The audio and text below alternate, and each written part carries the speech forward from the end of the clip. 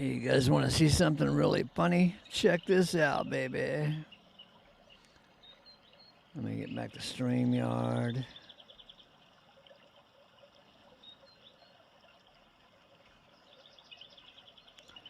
Check that out. Tim Theo says free will is everything. Oh my God, Tim Theo, that's great. Your mama gave you $1 for comedy lessons and you spent it well.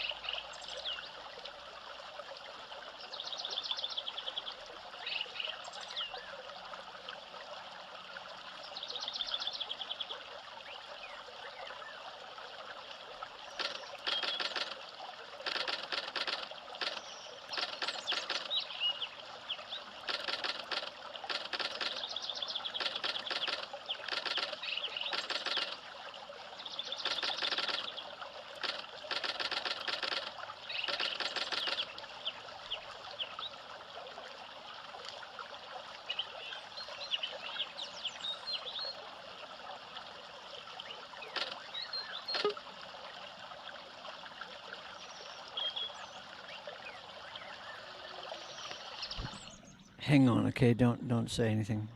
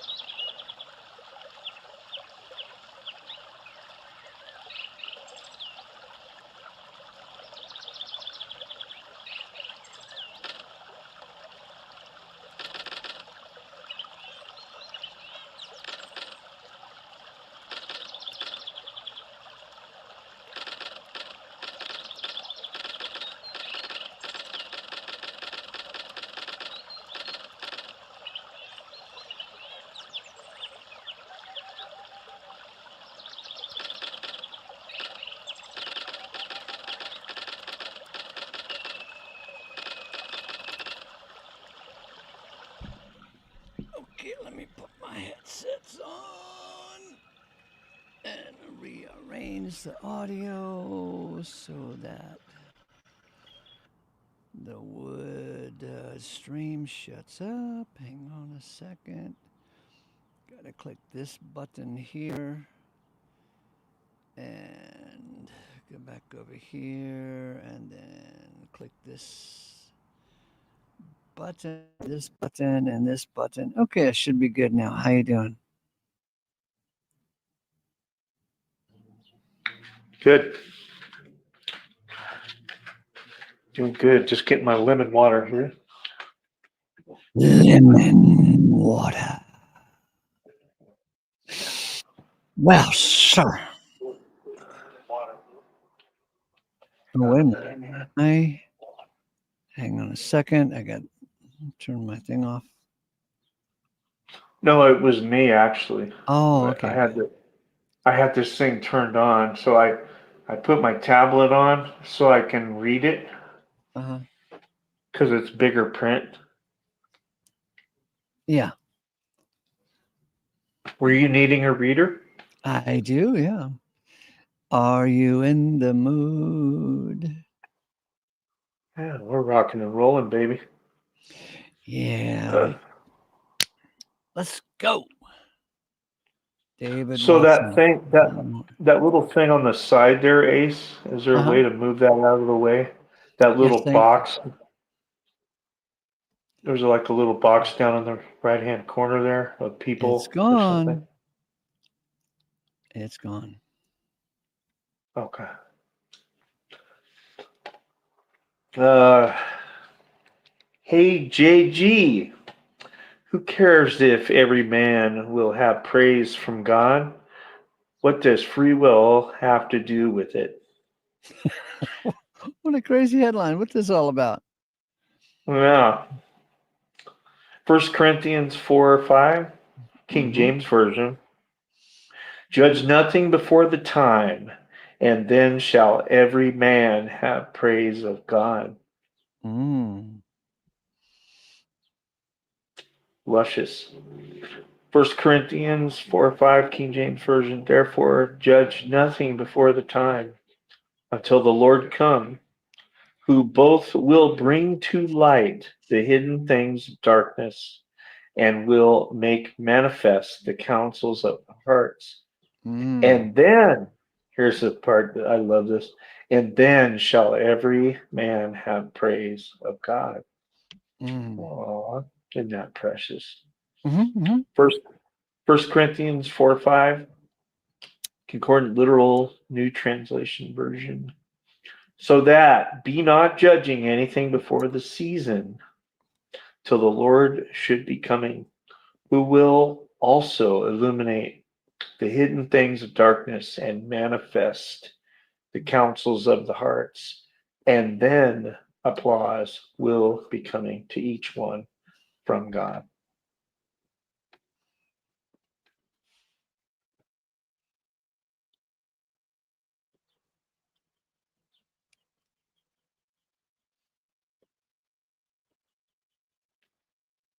Shocking, huh? Yeah, that's kind of like the speechless. Mm-hmm.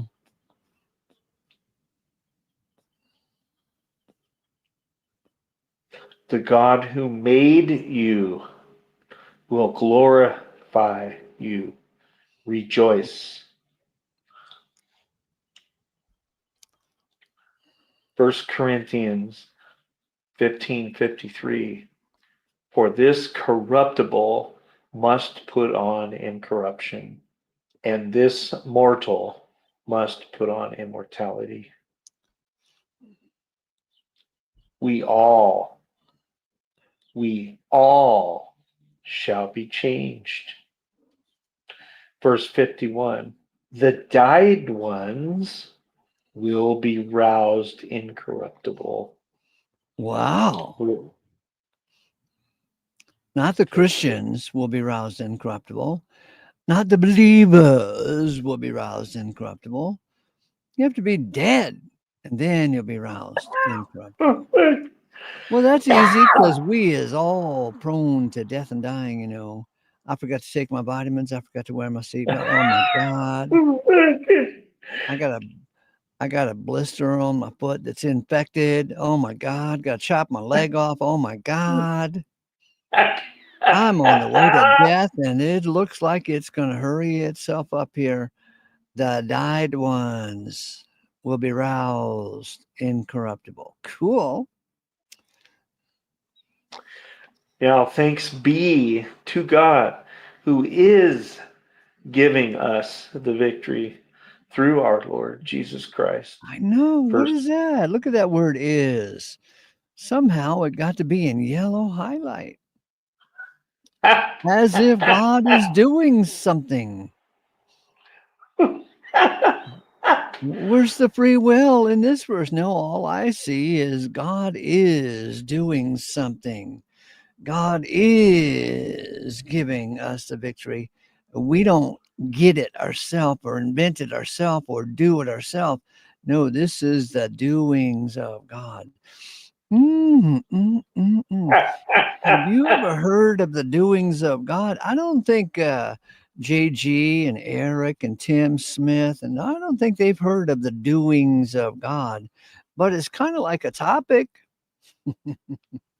Yeah, it's a topic. I mean, because they're all interested in their own doings. Look what I can do. I can jump off the couch onto the floor. I can go to the toilet and wipe my own butt. I am so special. Look what I can do. Man, I tell you, these guys, they got no use for God. And they don't care about the doings of God. They're interested in their own doings. I'm So, sorry, but yeah, I just couldn't help but no, raise no, no, that. no. I love that. Very Yeah. true.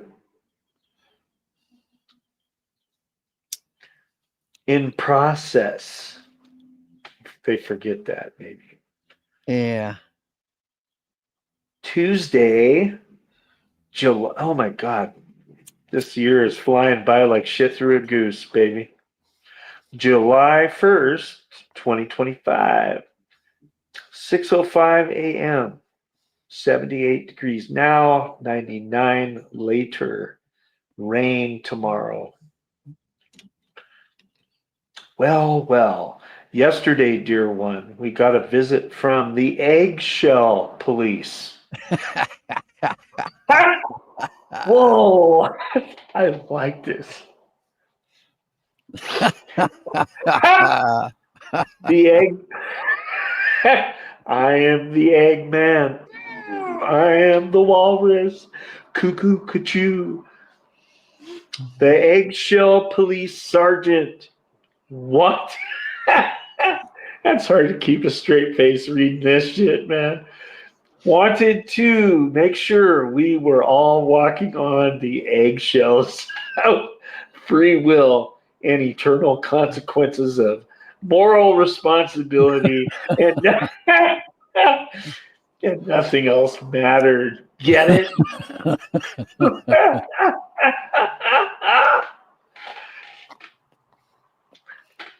Here's the plot. I presented the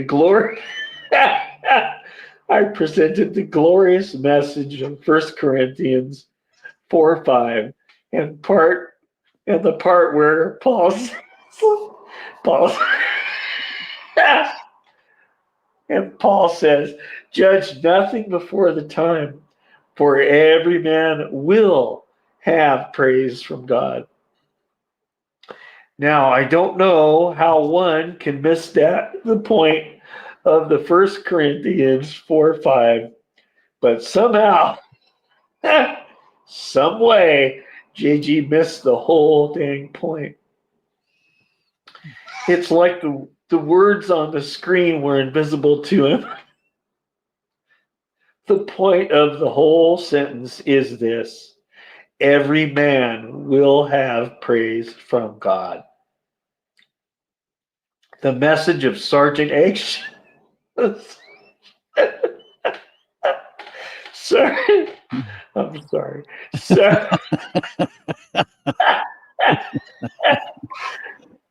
Sergeant Eggshells is this: all will not have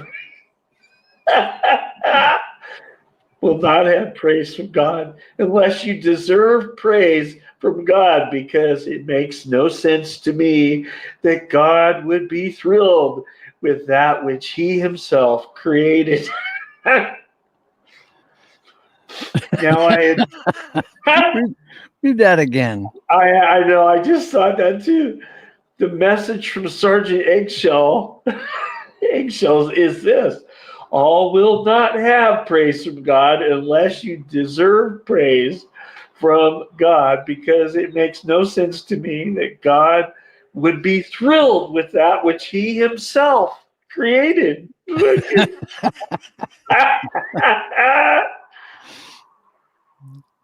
Now I admit that there's not much creativity in man.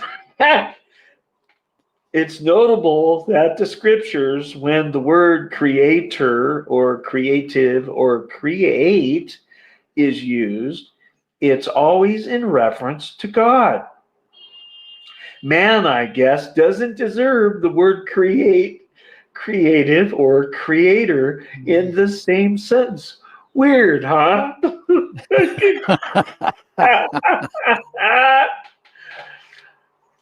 So JG and his morality police come along with a yardstick and a sourpuss and scolds everyone into feeling guilty for not doing the right thing.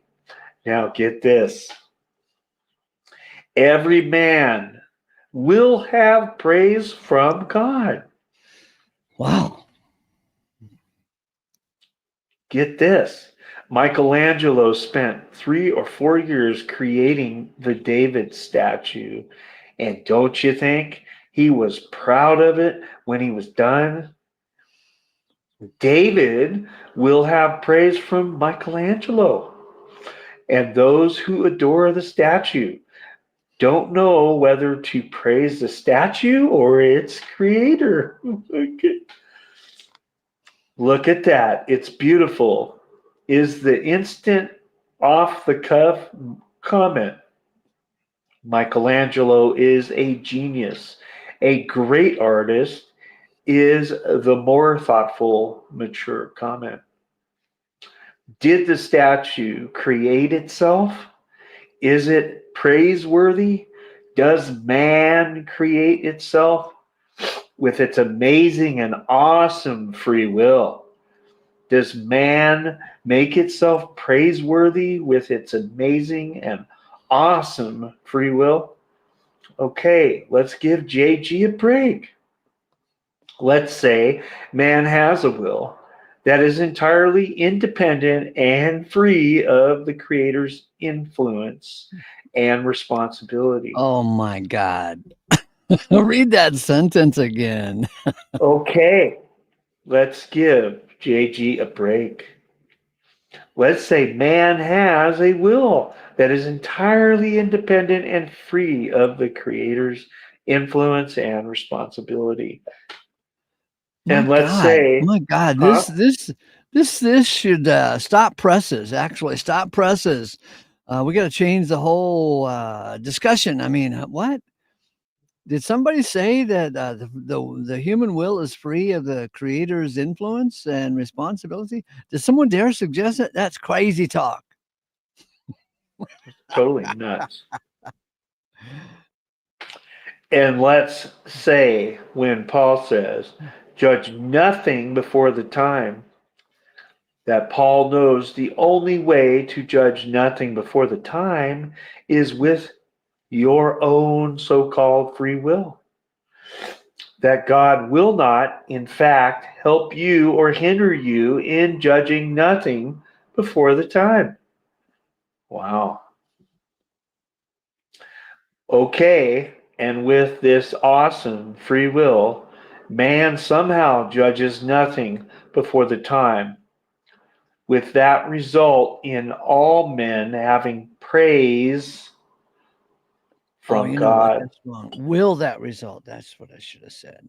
I was just thinking that. That's fucking bizarre. Will that result in all men have? Okay, go ahead. Will that result? Wait a minute. You got to change that that with to will.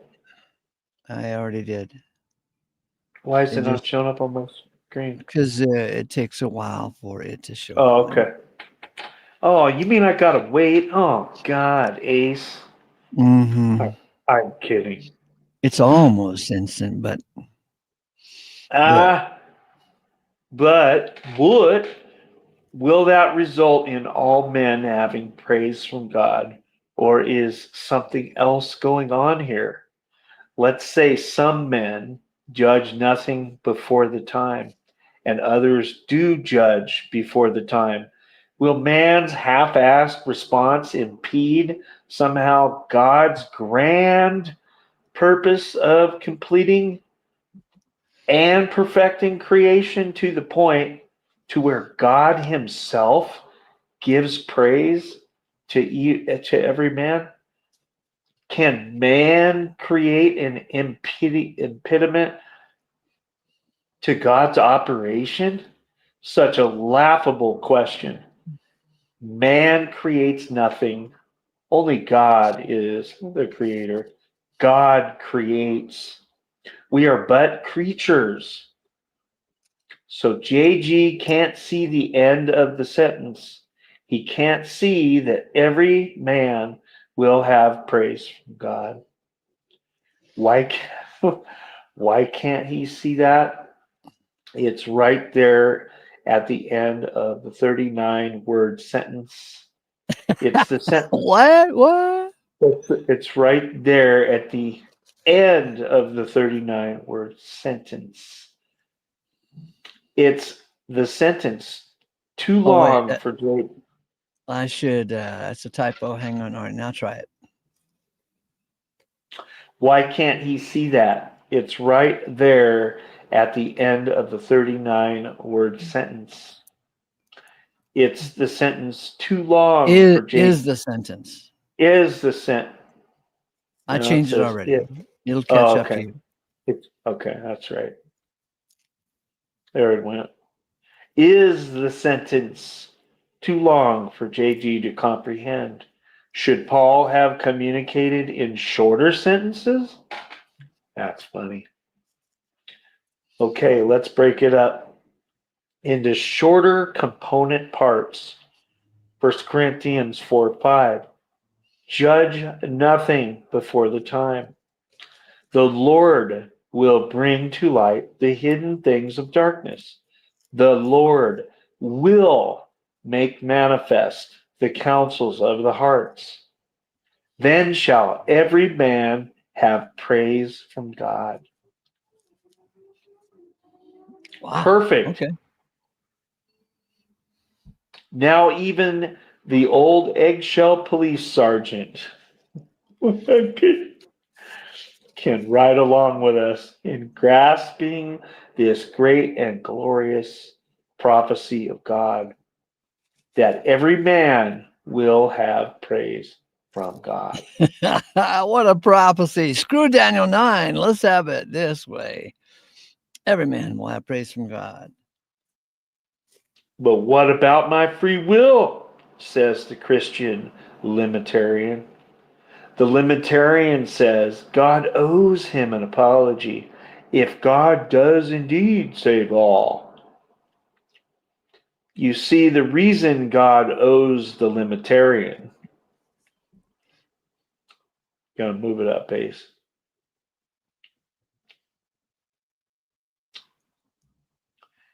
Christian, you see, the reason God owes the limitarian Christian an apology is that the limitarian could have sinned a whole lot more. But he was keeping himself pure and expects God to reward him for such good behavior. Oh, isn't that special? Mm-hmm. Does man have a so-called free will? Does this free will help or hinder God's grand operation? Hmm. Hmm. I don't want to answer that question. I don't like the answer that it suggests. Give me a different question. I need a different question. Go ahead. The phrase free will does not show up in Paul's writings, nor in the New Testament at all. But what does show up are verses like these. It is not of him who that willeth, but of God, the merciful. Romans 9:16. God is operating all things after the counsel of his own will. Ephesians 1:11. If Sergeant Eggshells is right, we all have a will that is not and cannot be dependent on God or influenced by God. So what? Will the prophecy stick? Will every man have praise from God? I say yes and amen. Glorious grace to you. 721. A.M. God is a wonderful creator.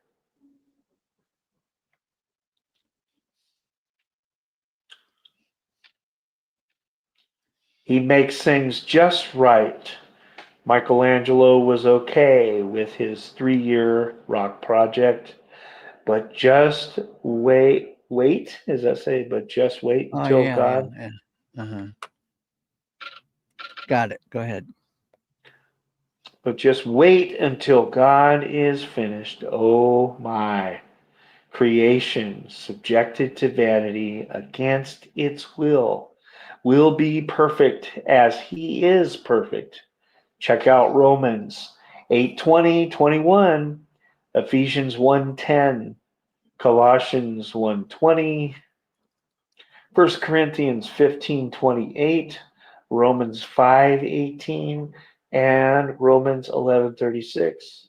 Rejoice, saints, you have every reason to. The ACE Theological Repair Station, ACO Night Watchman, Grace. Nice. Yeah, let's see if we can make sense of what Taylor wrote here. Let me bump it up in size for you.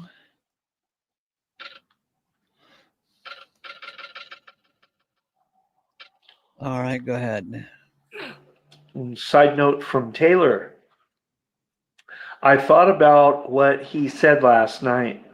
The reason God and others exhort. Let's see. The reason God and others, that would be plural, right? Go ahead. Okay. Side note from Taylor. I thought about what he said last night. The reason God and others exhort, even when he can't find Free will. free will or choices, is fourfold. Number one, we are made to experience good and evil as sentient beings. JG conflates being one who can have experiences with autonomy.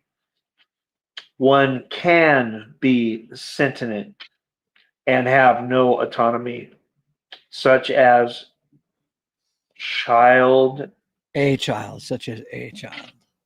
such as a child. And we are all perpetual children of God. Number Wow. two, That's a beautiful thought, huh? perpetual children. We are all perpetual children. Perpetual. Yeah. With We, emphasis on pet. pet. Yeah. Two, we are displaying right And wrong. and wrong for the celestials to learn. So there has to be a contrast. Mm-hmm. I get that one. Three, God is setting up the stage to display his dual glory. Wow, what is that? That's cool. His mercy to vessels, I think it's vessels, is that right? Plural, right? Vessels Yeah. of honor. Yeah. Okay. Vessels of honor and his power in the vessels of dishonor. Again, there has to be a contrast. Period needs a period. Okay, go ahead. And four, God gives usually few the ability to make the right choice so that the power is of God and not man's ability. When we are asked to make choices, it's usually so God can humble and cast down, down, down, and down. Man's ability if most humans free will chose, what did it say? Man's ability. Let me If see. most humans free will choice, yeah. Could that be it? If in most humans free will choose to do the right thing, then glory be to the human choice and ability, not to God. Okay, so I think I get the idea. Let me see if I can clean up the sentence structure here. If in most humans, no,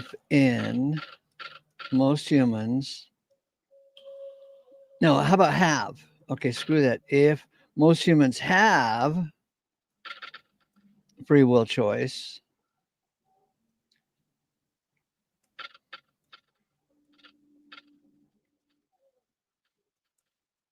that would go. Now it makes sense, I think. Go ahead. Try that. Man's ability. If in most humans No, free I will changed. Wait till it catches up to you. okay. Oh, wait, she corrected it here. If, let's see, it's if most humans free willingly choose to do the right thing, THIN, thin.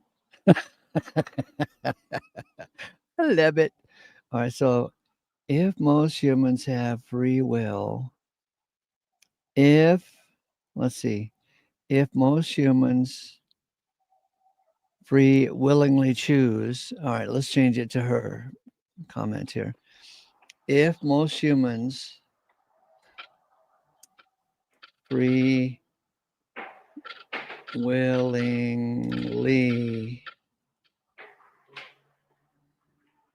get rid of that and get rid of this. If most humans free willingly choose to do the right thing. Okay, got it. Thank you, Taylor. So if most humans free willingly choose to do the right thing, then glory be to human choice and ability, not God. Now it's time to give God his dues as the deity. If he wants his power demonstrated, you got to change the spelling on that. Yeah, Got it. yeah. Demonstrated and humans' ability cast down, he will ensure few achieve it and only achieve it via the power of his Holy Spirit. We never Period. say, yeah, period. We never say the don't, They don't. That would be they they don't. don't, they don't have will.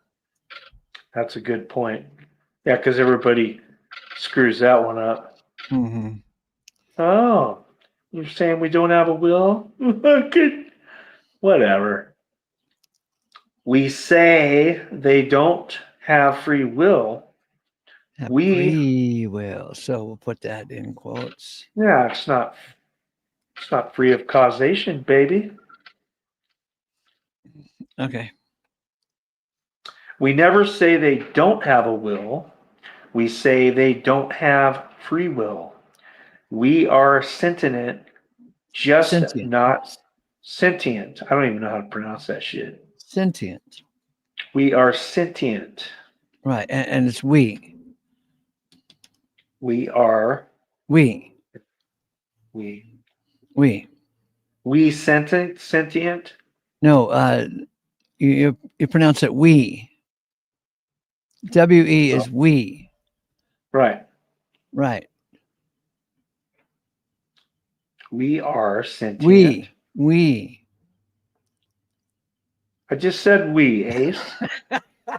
Fucking, I don't know what the messing Oh with my me. god. We are sentient, just not autonomous. There is little to do No, little. There is little to do. There is little to nothing that originates from us that would qualify us as autonomous aside from evil, as continually stated in Scripture. Amen. That's as far as I got. That was a nice little side note. Yeah.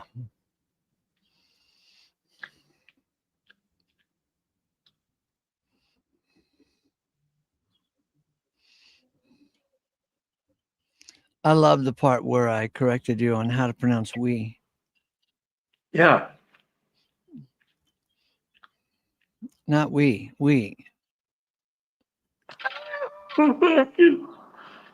Not we. We. Whatever. 10 little piggies lying in bed. I'm going to be We. corrected all the days of my life, Ace, so I might as well start now.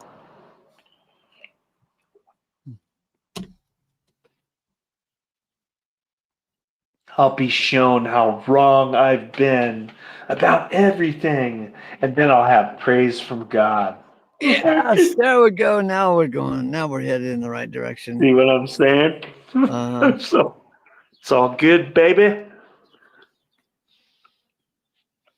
So, judge nothing before the time. Well, what if you do judge something before the time? And that's what JG typically does. That's what the eggshell police do. They judge everything before the time. They throw out a bunch of eggshells. They say, "All right, march on these eggshells. Let's see if you can keep from breaking them." Ah, you broke one. Sucker. Hold out your hand. We get to slap your hand. You're going to eternal hell if you don't watch it. And then he ups it to, no, I want you to dance on the eggshells. Mm-hmm.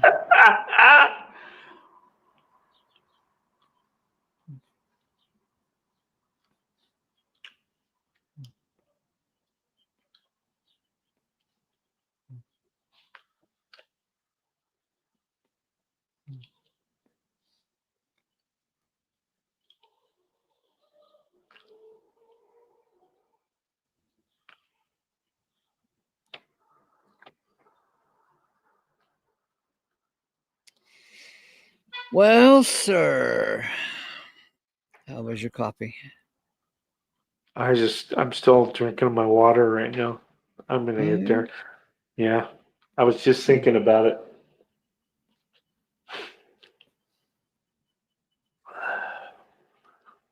A beautiful essay, Ace. I liked it.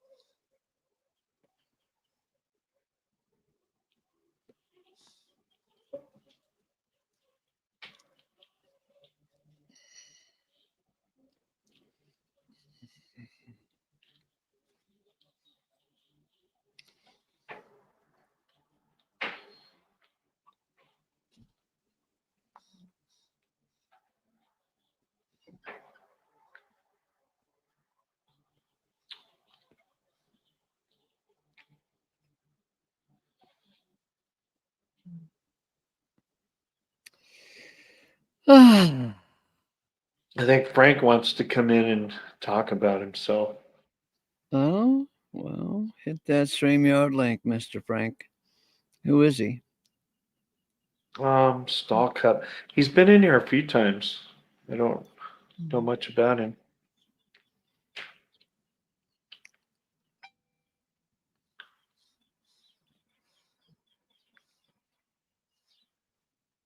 Hey, it's Bill. He can hit the StreamYard link. Do it, Bill.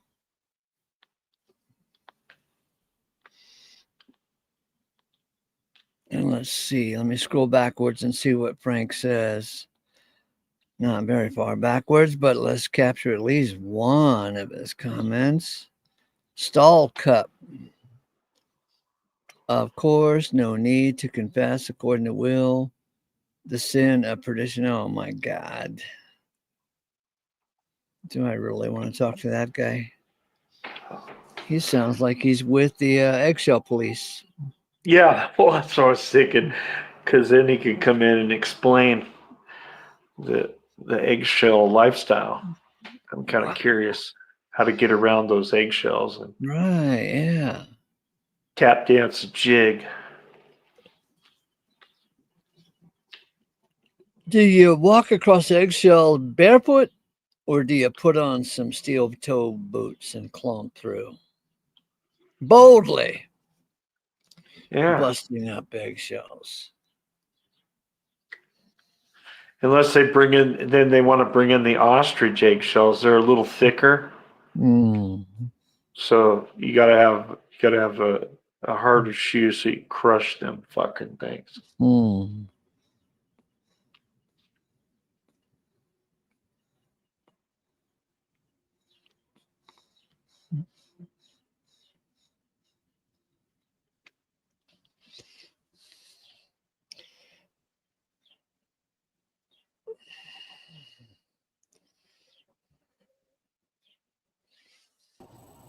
Hello. Say hello, Tommy, the saint of saints. Yeah. Good morning, Tommy. Thank you. Thank you. Is JG here yet? Oh, he came and left already. Oh, well. Have you met him before? Have I met JG? Yeah. Virtually.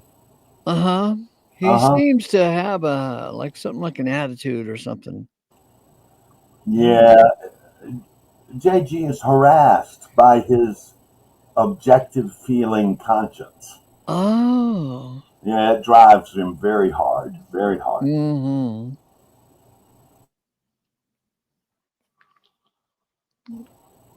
He complains a lot about my feelings.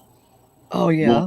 Yeah, and he's, you know, a victim of my feelings. Really? That's kind of sweet, I guess. Yeah, I guess. I think it's quite common, actually. Yeah. You want to read? You want to read the letter because it's kind of partly addressed to him, but mostly addressed to us. Oh, if you insist, by all means. Yes, sir. Hey, JG, who cares if every man will have praise from God? What does free will have to do with it? 1 Corinthians 4:5, KJB. Judge nothing before the time, and then shall every man have praise of God. 1 Corinthians 4:5, KJV. Therefore, judge nothing before the time until the Lord come, who both will bring to light the hidden things of darkness that scares JG and will make manifest the counsels of the heart. And then every man shall have praise of God. Hmm. Mm. Hmm. 1 Corinthians 4:5, concordant literal New Testament. So, yes. I'm just I'm fascinated. I'm hanging on every word. Yeah. Oh, okay. So that be not judging anything before the season till the Lord should be coming, who will also illuminate the hidden things of darkness and manifest the counsels of the heart. And then applause will be coming to each one from God. Wow. Mm. The God who made you, JG, will glorify you. Rejoice.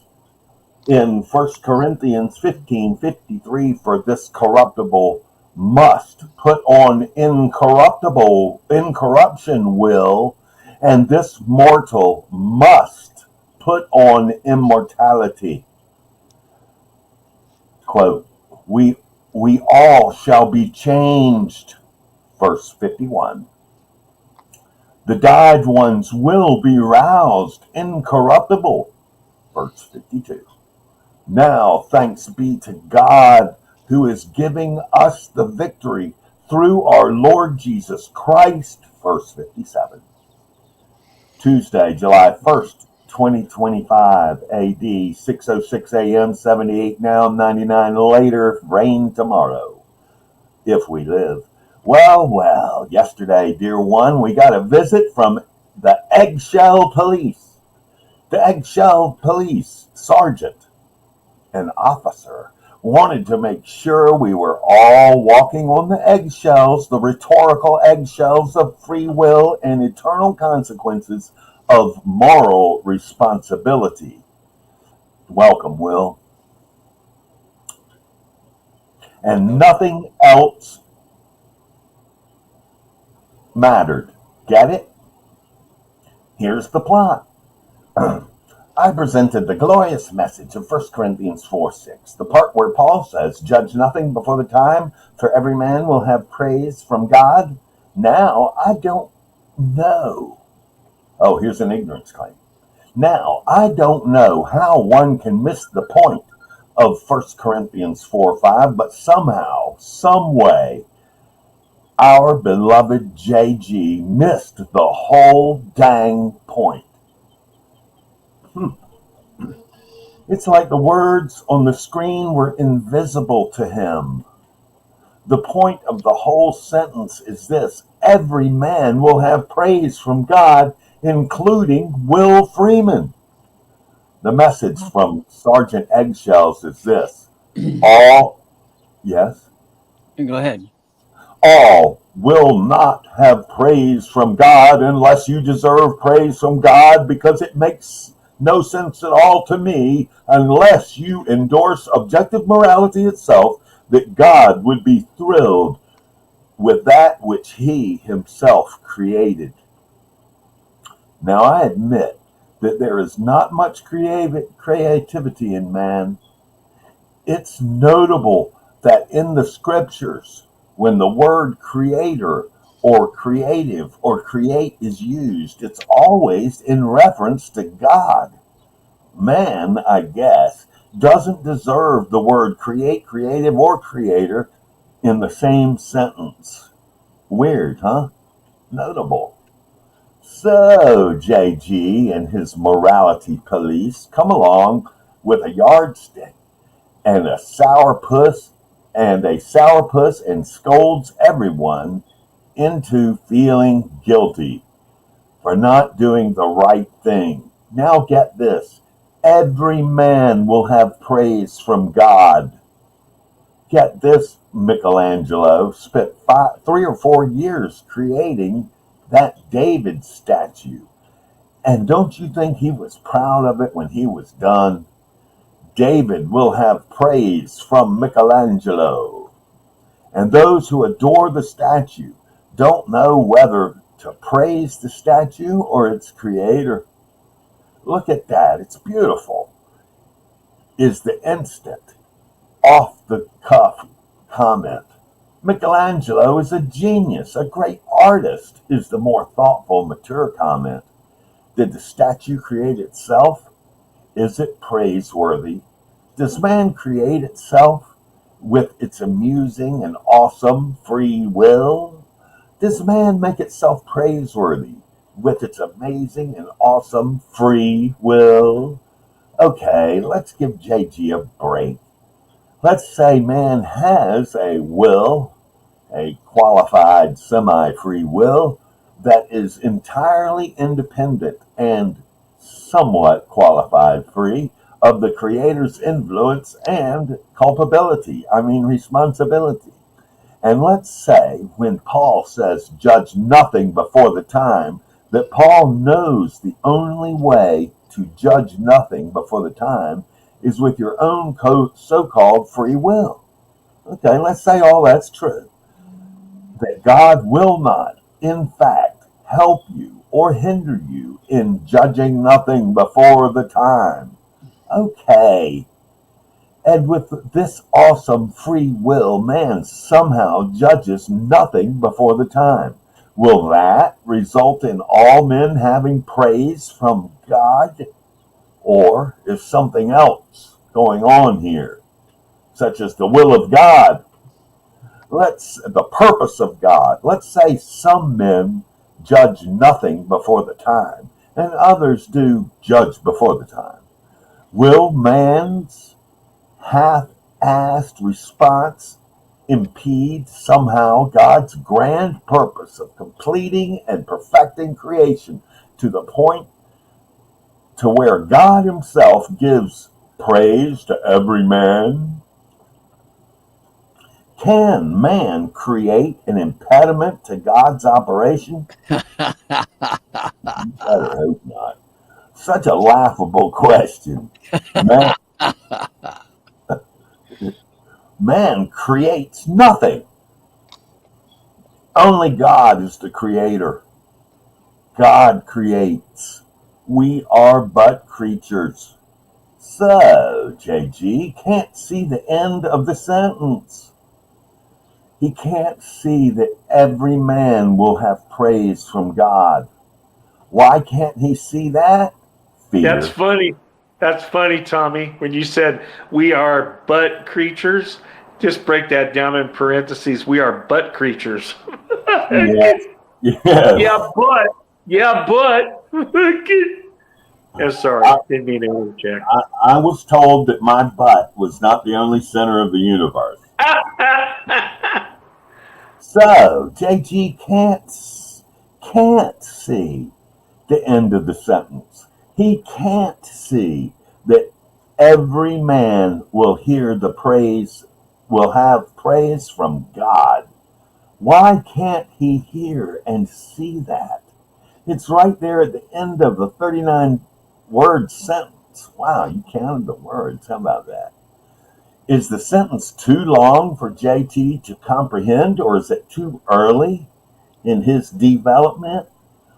Should Paul have communicated in shorter sentences? You think? Okay, let's break it up into shorter component parts. 1 Corinthians 4:5, judge nothing before the time.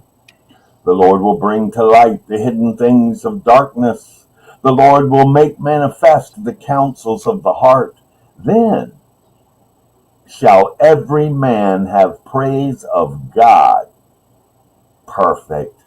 Now even the old eggshell police sergeant can ride along with us in grasping this great and glorious prophecy of God that every man will have praise from God, and even some of our women also. But what about my free will, says the so-called Christian limitarian. The limitarians say that God owes him an apology if God does indeed save all. You see,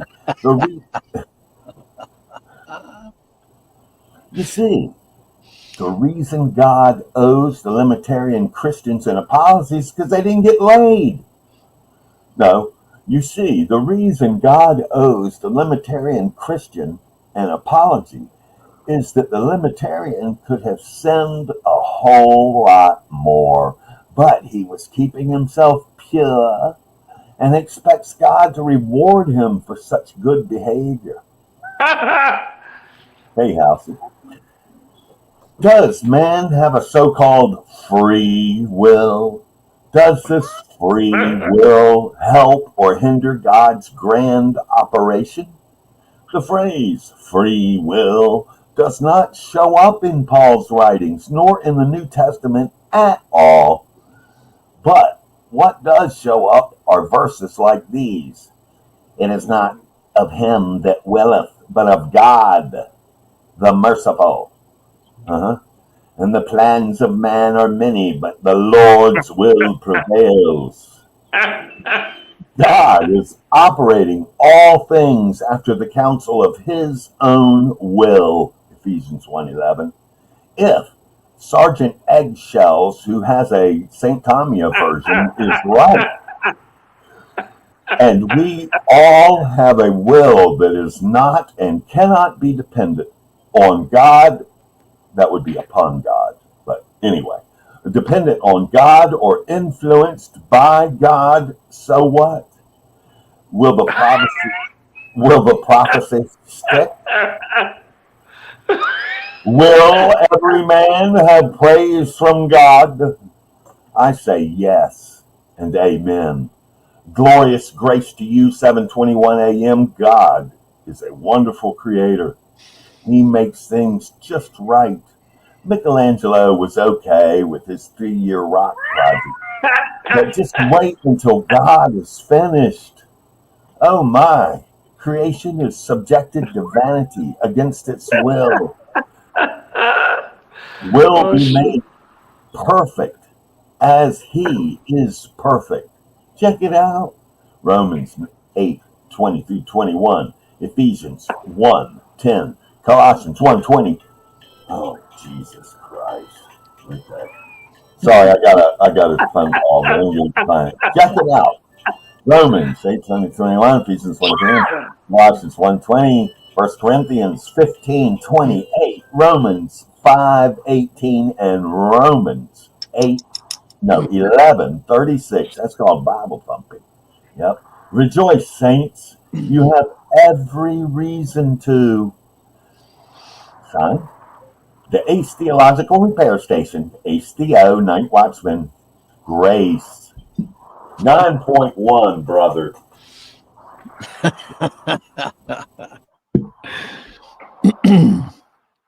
Hey, Tommy. So you know the mind and the inclinations, the free will egg sergeant police, right? So let me ask you a question. Should we pray to God that he would strengthen our free will or that he would dampen our free will? What would be a proper prayer? Strength. What? Yeah. Strengthen our free will? Yeah. Okay. So our free will would be stronger so we can accomplish more, right? Precisely. Predestined good works. Yes. Strengthen our will, Lord. Yes. Well, how would that fit in with this prayer that says, "Not my will, but thine be done"? Oh, you've discovered a conundrum in fatalism and determinism. Oh, my, Not my Ace. will, but thine be done. Yeah, By the yeah. way, oh Lord, Heavenly Father, strengthen my will. It's just not strong enough yet. I'm ashamed of my will. It's just not strong enough. Could you strengthen it? But what would that strength accomplish?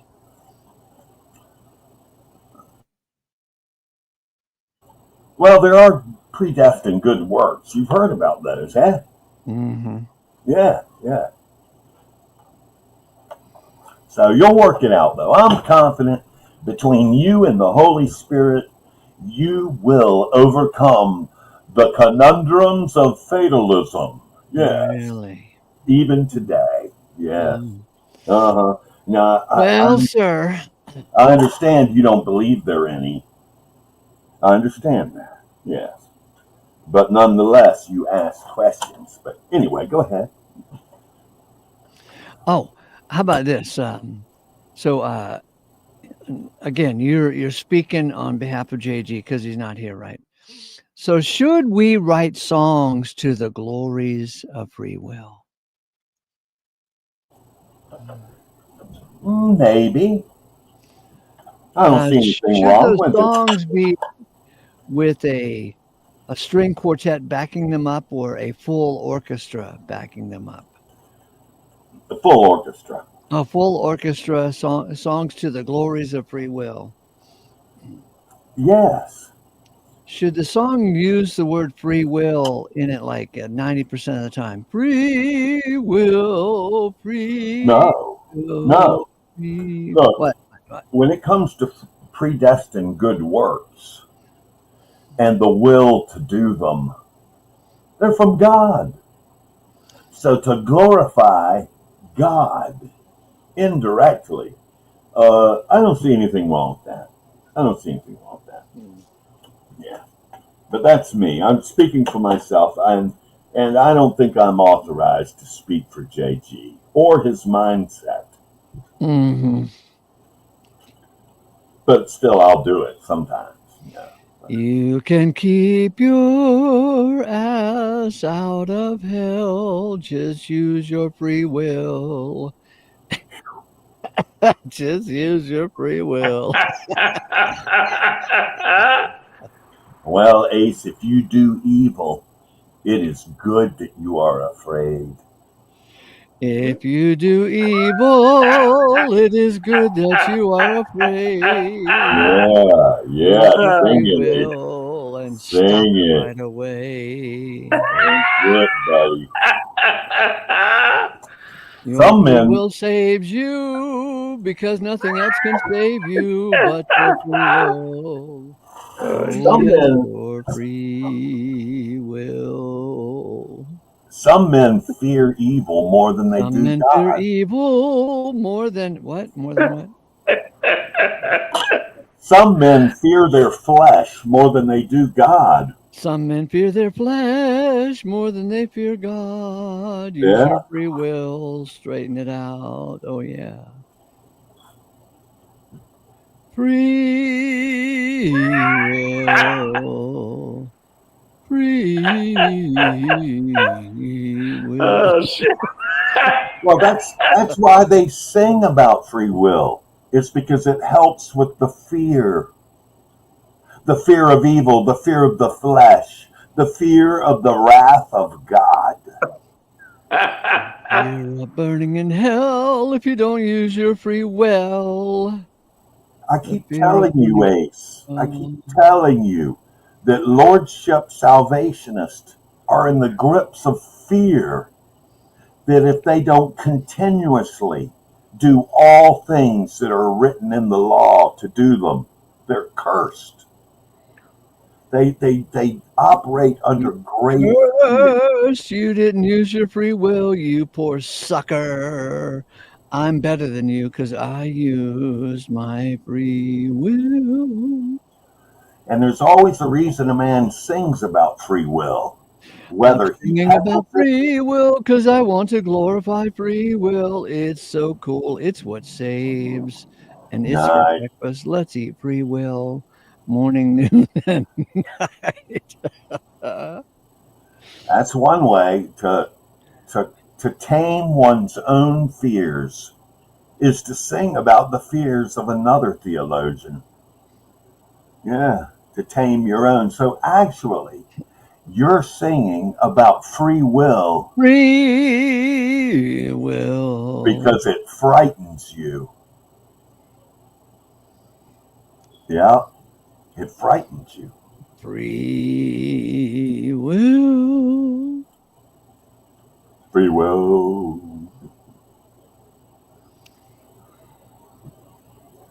Let's let is Will still here? Yeah, he says he'll be right back. That's what he Oh, says. good. And now he's gone. So JG already came in this morning. Yeah, he made a drive by when I Oh, was early writing the essay. hit and run. Oh, okay. Halcyon, you want to read the essay for us?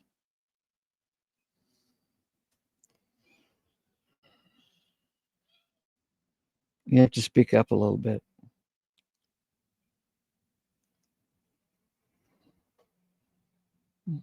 I can't even hear your cats.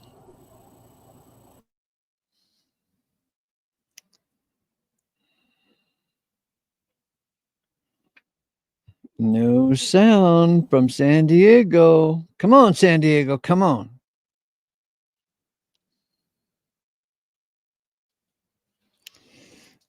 Frank Stalwart. Stall cup, stall cup.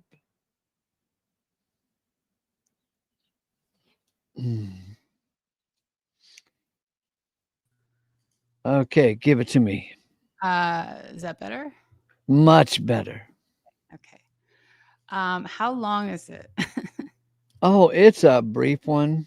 Brief. Okay, good. So from the beginning, Yes, please.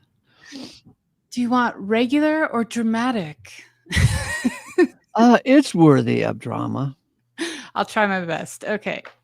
Hey, JG, who cares if every man will have praise from God? What does free will have to do with it? 1 Corinthians 4:5 KJV. Judge nothing before time, and then shall every man have praise of God. 1 Corinthians 4:5 KJV again. Therefore, judge nothing before the time until the Lord come, who both will bring to light the hidden things of darkness and will make manifest the counsels of the heart. Then shall every man have the praise of God. Okay, another 1 Corinthians 4:5. So this is your Concordant. commentary, sort of. Oh, this is concordant. Okay. Concordant, literal New Testament. That's what CLNT stands for. Okay. Yeah. So that be not judging anything before the season till the Lord should be coming, who will also illuminate the hidden things of darkness and manifest the counsels of the heart. And then the applause will be coming to each one from God. Mm. Do you want me to pause or anything? Okay. No, keep going. The God who made you will glorify you. Rejoice. 1 Corinthians 15:53. For this corruptible must put on incorruption, and this mortal must put on immortality. We shall be changed. Verse 51. The died ones will be roused incorruptible. Verse 52. Now, thanks to God who is giving us the victory through our Lord Jesus Christ. Verse 57. Tuesday, July 1st, 2025, 6:05 a.m., 78 now, 99 later. Rain tomorrow. Well, yesterday, dear one, we got a visit from the Eggshell Police. The Eggshell Police sergeant wanted to make sure we were all walking on eggshells of free will and eternal consequences of moral responsibility, and nothing else mattered. Get it? Here's the plot. I presented the glorious message of 1 Corinthians 4:5, the part where Paul says, judge nothing before time, for every man will have praise from God. Now, I don't know how one can miss the point of 1 Corinthians 4:5, but somehow, some way, JG missed the whole dang point. It's like the words on the screen were invisible to him. The point of the whole sentence is this: every man will have praise from God. The message from Sergeant Eggshells is this: all will not have praise from God unless you deserve praise from God, because it makes no sense to me that God would be thrilled with that which he himself created. God shouldn't feel that way. Yeah. Now, I admit there is not much creativity in man. It's notable that in the scriptures, when the word creator or creative or create is used, it's always in reference to God. Man, I guess, doesn't deserve the word create, creative, or creator in the same sentence. Weird, huh?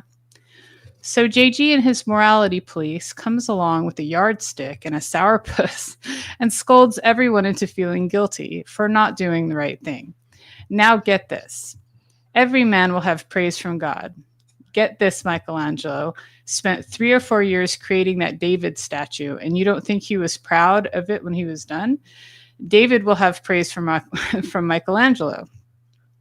And those who adore the statue don't know whether to praise the statue or its creator.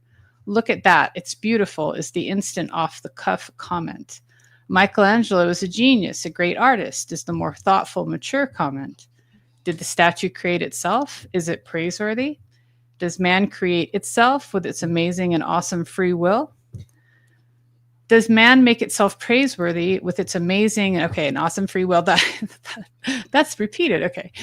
And okay, let's give JG a break. Let's say man has a will that is entirely independent and free of the creator's influence and responsibility. And let's say when Paul says, judge nothing before time, that Paul knows the only way to judge nothing before time is with your so-called free will. That God will not, in fact, help or hinder you in judging nothing before time. Okay, and with this awesome free will, man somehow judges nothing before time. Will that result in all men having praise from God, or is something else going on here? Let's say men judge nothing before time and others do judge nothing before time. Will man's half-assed response impede somehow God's grand purpose of completing and perfecting creation to the point to where God himself gives praise to every man? Can man create an impediment to God's operation? Such a laughable question. Man creates nothing. Only God is the creator. God creates, but we are creatures. So JG can't see the end of the sentence. He can't see that every man will have praise from God. Why can't he see that? It's right there at the end of the 39-word sentence. Is the sentence too long for JG to comprehend? Should Paul have communicated in shorter sentences? Okay, let's break it up into shorter component parts. 1 Corinthians 4:5. Judge nothing before time. The Lord will bring to light the hidden things of darkness. The Lord will make manifest the counsels of the hearts. Then every man shall have praise of God. Perfect. Now, even the old eggshell police sergeant can ride along with us in grasping this great and glorious prophecy of God, that every man will have praise from God. But what about my free will, says the Christian limitarian. The limitarian says God owes him an apology if God does indeed save all. You see, the reason God owes the limitarian Christian an apology is that the limitarian could have sinned a whole lot more, but he was keeping himself pure and expects God to reward him for such good behavior. Oh man, that's such an insulting thing to say, huh? Well, I mean, and I can imagine that mindset because I've seen it. Yeah. Does a man have a so-called free will? Does this free will help or hinder God's grand operation? The phrase free will does not show up in Paul's writings, nor in the New Testament at all. But what does show up are verses like these. It is not of him that willeth, but of God the merciful. Romans 9:16. God is operating all things after the counsel of his own will. Ephesians 1:11. If Sergeant Eggshells is right, then we all have a will that is not and cannot be dependent on God or influenced by God. So what will the prophecy stick? So what? Will the prophecy stick? Will every man have praise from God? I say yes and amen. Glorious grace to you. 7:21 a.m. God is a wonderful creator. He makes things just right. Michelangelo was okay with his 3-year rock project. But just wait until God is finished. Oh my, creation, subjected to vanity against its will be made perfect as he is perfect. Check it out. Romans 8:20-21, Ephesians 1:10, Colossians 1:20. Is that Corinthians or 1 Corinthians? 1 Corinthians. 1 Corinthians 15:28, Romans 5:18, and Romans 11:36. Rejoice, saints, you have every reason to. The Ace Theological Repair Station. Ace Theo Night Watchman. Grace. That was nice. Wasn't that fun? Yeah, I like that. I got to step away for a second, but I'll be back. Okay, I'll speak for her since she's stepping away, since she and I are of the same mind.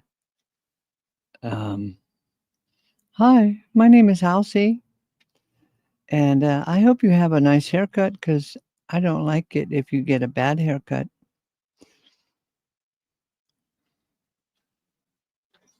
Oh my God. Thanks, Wes. Good to see you. Hello. How's it going?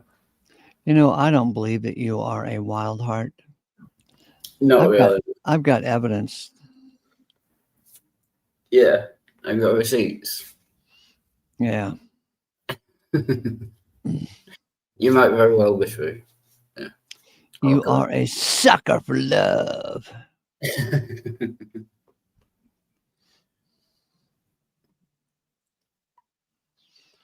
Well, are you ready to give us a London version of this essay? Is it a long one? Honestly, No. Do you have a London accent? I don't have a London accent, no. What do you have? I have a Manchester accent. All right. Could you give us a Manchester accent then? Are you sure? Are you sure that's not Liverpool? Pretty sure, yeah. Hi, Sean. Good to see you, man. Hi, Rosie. Yeah, brother. Hey GG, who cares if every man will have praise from God? What does free will have to do with it? Oh, Is that like a play on What's Love Got to Do with It by Tina Turner? No. Oh, I best check my volume, man. I was low yesterday. Oh, no, it's fine. 1 Corinthians 4:5 KJV, judge nothing before the time, and then shall every man have praise of God. including you. Every man have praise of God. Oh, thank you, God. Cheers. 1 Corinthians 4:5 KJV, therefore judge nothing before the time until the Lord come, who both will bring to light the hidden things of darkness and will make manifest the counsels of the hearts, and then shall every man have praise of God. 1 Corinthians 4:5 CLNT. What's that? It stands for the Concordant Literal New Testament. So that be not judging anything before the season, till the Lord shall be coming, who will also illuminate the hidden things of darkness and manifest the counsels of the hearts. And then applause will be coming to each one from God. The God who made you will glorify you, rejoice. 1 Corinthians 15:53. For this corruptible must put on incorruption.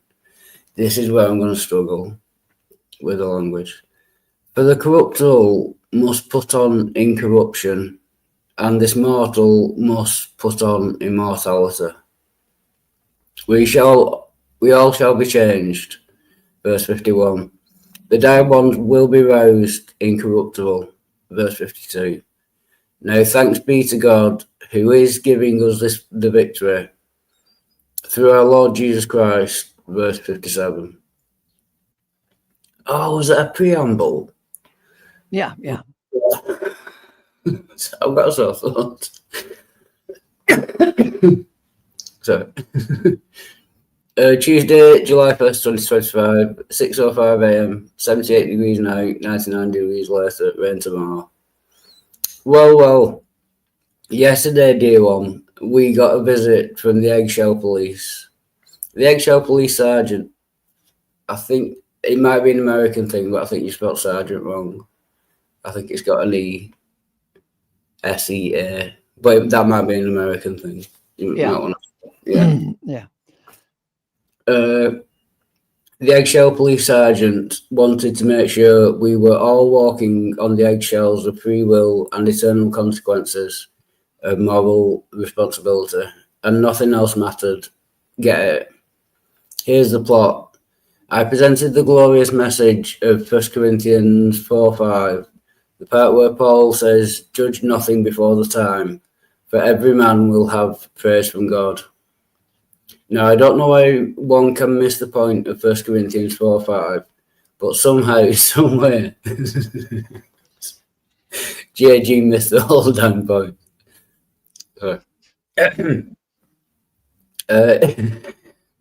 It's like the words on the screen were invisible to him.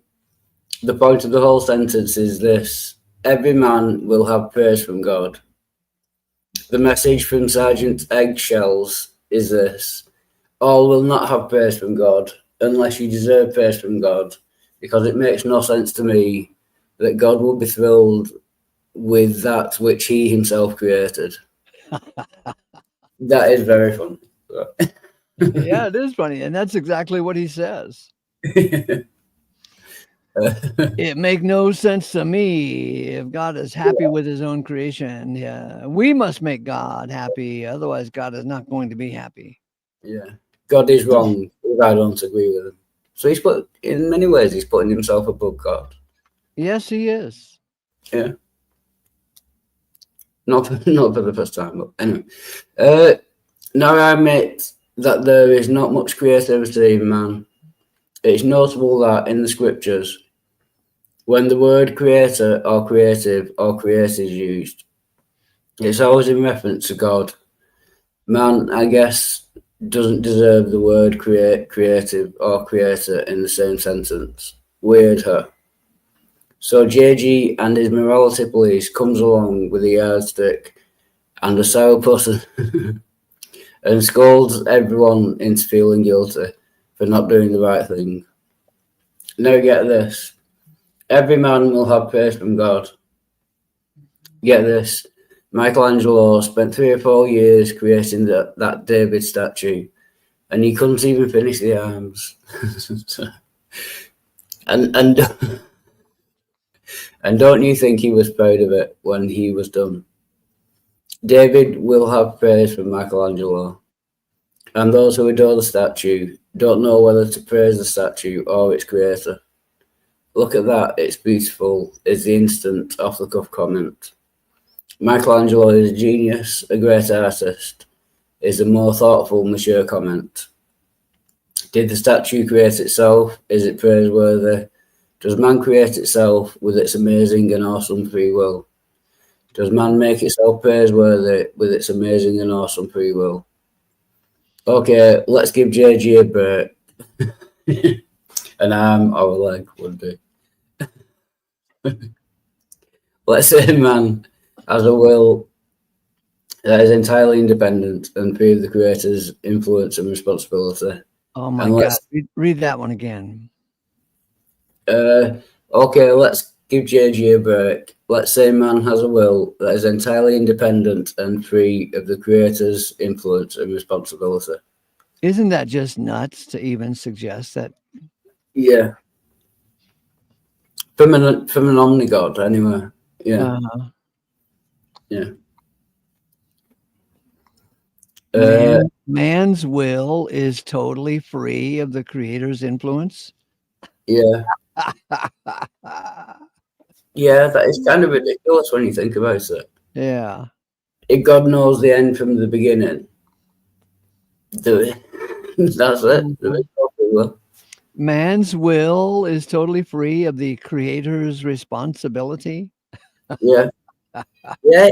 Yeah. If he didn't create men, then they wouldn't have free will. So he's totally responsible. Even if they did have free will, I'm not saying they do, but even if they did have free will, it wouldn't be outside of his responsibility. He would still be responsible for creating humans. Anyway. And let's say when Paul says, judge nothing before the time, that Paul knows the only way to judge nothing before the time is with your own so-called free will, that God will not, in fact, help you or hinder you in judging nothing before the time. Okay, and with this awesome free will, man somehow judges nothing before the time. Will that result in all men having praise from God? Or is something else going on here? Let's say some men judge nothing before the time, and others do judge before the time. Will man's half-assed response Impede. That's spelled wrong, I think. I think it's 2 E's. I could be wrong. Yes, you could be. Yeah, and I am. Yeah, I think impede. No, I'm sure it's got 2 E's. Because that would be imped if it was spelled that way. Keep going. Okay. Somehow, God's grand purpose of completing and perfecting creation to the point to where God himself gives praise to every man. All right. Since you interrupted yourself, read the paragraph again. Right. Let's say some men judge nothing before the time, and others do judge before the time. Will man's half-assed response impede? You could be right. I'm not happy with it though. All right, start over and just don't stop on the word impede. Just read it. Let's say some men judge nothing before the time, and others do judge before the time. Will man's half-assed response impede somehow God's grand purpose of completing and perfecting creation to the point to where God himself gives praise to every man. Now, Sorry, I know I'm weird. I'm going to have to Google it now.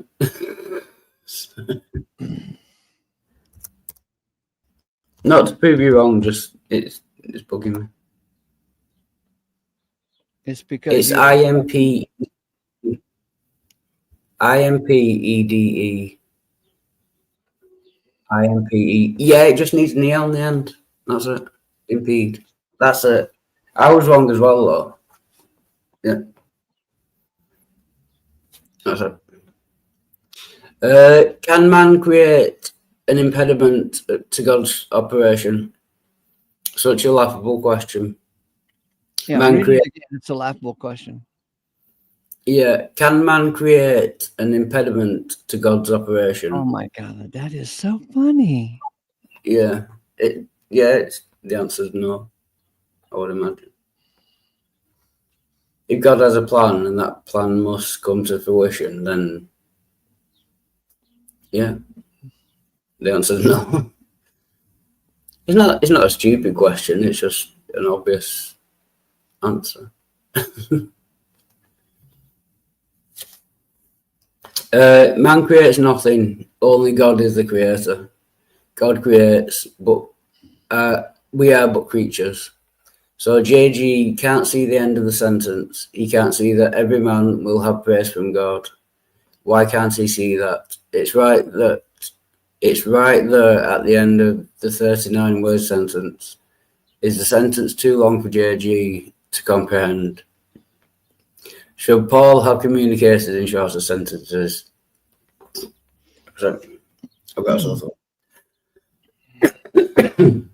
Sorry. God bless you. Okay, let's break it down. Let's break it up into shorter component parts. 1 Corinthians 4:5. Judge nothing before the time. The Lord will bring to light the hidden things of darkness. The Lord will make manifest the counsels of the hearts.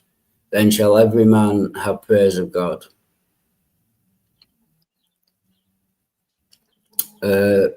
Perfect. Now, even the old eggshell police sergeant, still not sure about sergeant, can ride along with us in grasping this great and glorious prophecy of God. Sergeant.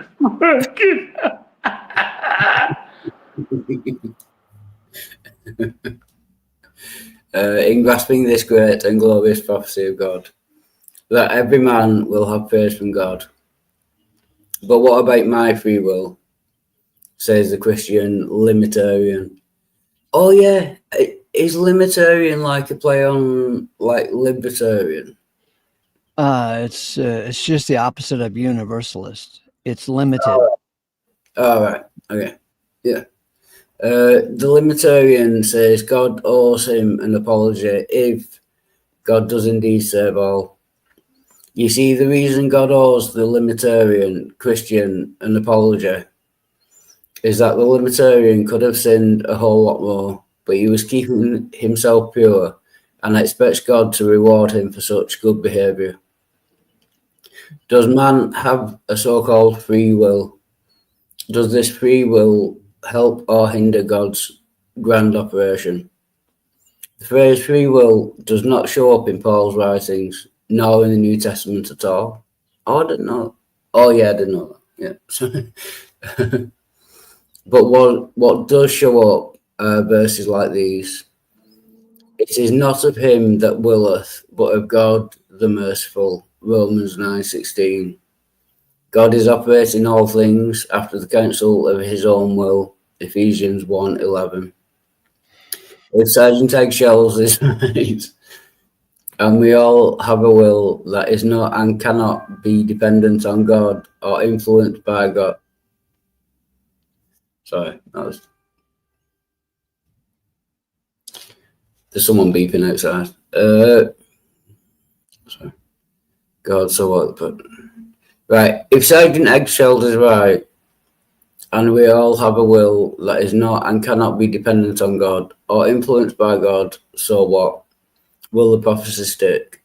Will every man have praise from God? I say yes and amen. Glorious grace to you, 7:21 a.m. God is a wonderful creator. He makes things just right. Michelangelo was okay with his 3-year rock project. But just wait until God is finished. Oh my creation. Subjected to vanity, against its will be made perfect, as he is perfect. Check it out, Romans 8:20-21, Ephesians 1:10, Colossians 1:20, 1 Corinthians 15:28, Romans 5:18, and Romans 11:36. Rejoice, saints, you have every reason to... Oh, yeah, sorry. Rejoice, saints, you have every reason to. Yeah, sorry. Yes, theological representation. Theo, Night Watch from Grace. I like that. That's one. Side note from Taylor. I thought a lot about what he said last night. The reason God and others exhort, even when we can't, FW, free will, our choices, is fourfold. 1, we are made to experience good and evil as sentient beings. JG completes being one who can have experiences with autonomy. One can be sentient and have no autonomy, such as a child, and we are all perpetual children of God. 2, we are displaying right and wrong for the celestials to learn. So there has to be a contrast. 3, God is setting up the stage to display his due glory, his mercy to vessels of honour, and his power in the vessels of dishonour. Again, there has to be a contrast. And 4, God gives, usually few, the ability to make the right choice, so that the power is of God and not man's ability. When we are asked to make choices, it's usually so God can humble and cast down. Man's ability, in most humans, free willingly choose. Oh, no, you're right. Chose to do the right thing. Then glory be to human choice and ability, not God. Now it's time to give God his dues as the deity. If he wants his power demonstrated and human ability cast down, he will ensure few achieve it, and only achieve it via the power of his Holy Spirit. We never say they don't have will. We say they don't have free will. We are sentient, just not autonomous. There is little to nothing that originates from us that will qualify us as autonomous, aside from evil, as continually stated in Scripture. I like that. That was good. Yeah. What was the most striking about the essay there, Manchester? With emphasis on man. I could say the most funny was a bit about JG, but yeah.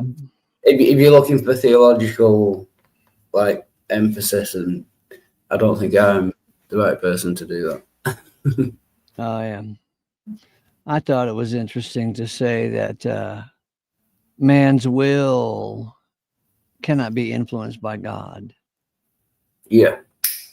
God has no responsibility over man's will. Oh, yeah. That's clearly ridiculous. Yeah.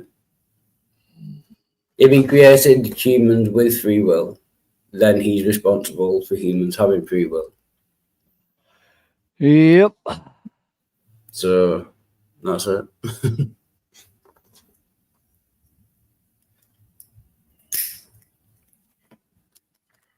Hey, it's ideas. I seem to be running everyone off today. How's it left? Oh, will zero. That's good. Sound genuine when you say it. Turn your mic back on so I can adjust it up. You're going to adjust it up? Yeah, you were a little low. Okay, go ahead. Okay.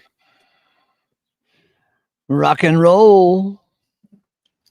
Baby. So you caught the point of my essay, Will Freeman, that who cares if man has a free will or don't have a free will? This is a prophecy that everyone will have praise from God. Do you really mean that? Who cares if we have I free don't will? care how we get there as long as everyone gets praise from God. That's the point of this verse that I was trying to point out to Captain Less Than Obvious.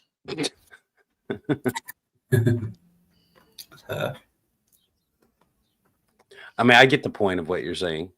I remember the questions yesterday being pertinent to the free will discussion. If we can just take the whole will thing off the table, that probably would help reduce division. Yeah, but for some reason, he just wants to get a pat on the back and a reward for being, for not having sex with the pastor's wife or something. I don't know what the hell is wrong with Christians. So he could have free will, but he doesn't deserve any credit or punishment for the use of his free will. If every man will have praise from God, that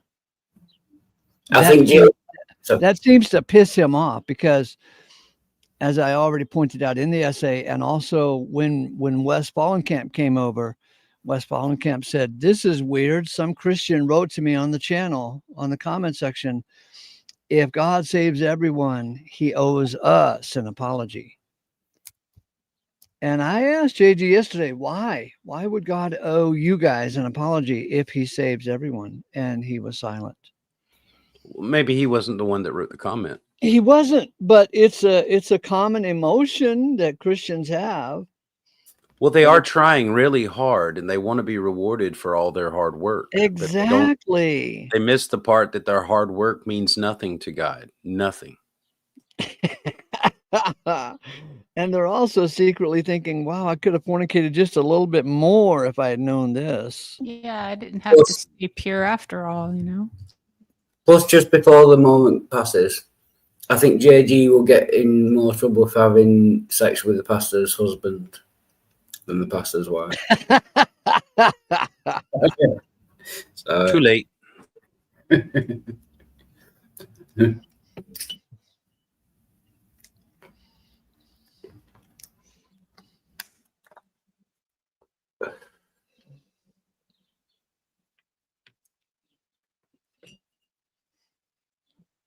You said he's already come by, I guess, pre-show? No, he didn't come in the pre-show because I didn't offer that link pre-show. But he did come by at the early part of when I was starting to write, and he made some snarky comments, forgettable comments. I know he's been he's been doing streams, inviting people to come in and challenge him, but he never puts a link out where anyone can come in and challenge him. I noticed that, yeah.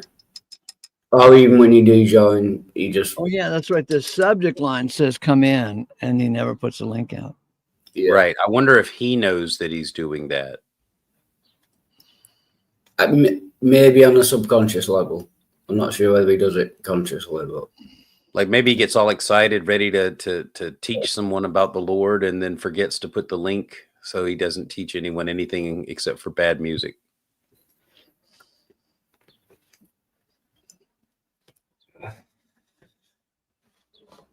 How's it going, Bill? Good to see you.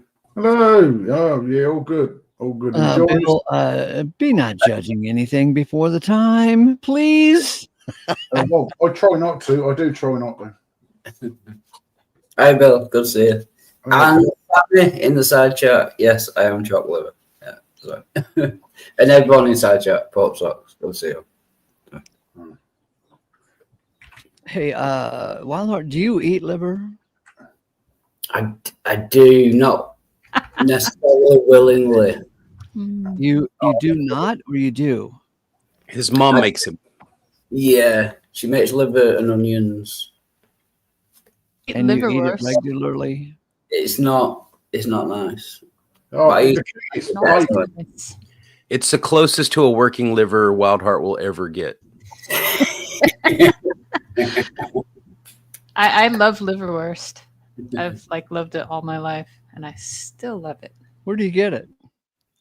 I go to a supermarket that specializes in like Eastern European foods to get that one. How do you make liverwurst? What do they add Oh, to I it? don't make it. I buy it. It's basically like pork liver and some spices, and it's basically almost like a pate, like a sort of rough pate, if you want to think of it that way. It's actually really well. Some I people. went to a potluck supper one time, and I brought cat food in a can, and I set it out with all the other food. You son of a. You're funny. I bought a bag of sausages once and put them on the snack table. Oh, And the lady who was hosting the potluck, she looked at the can of cat food. She said, "Oh, Jewish pate."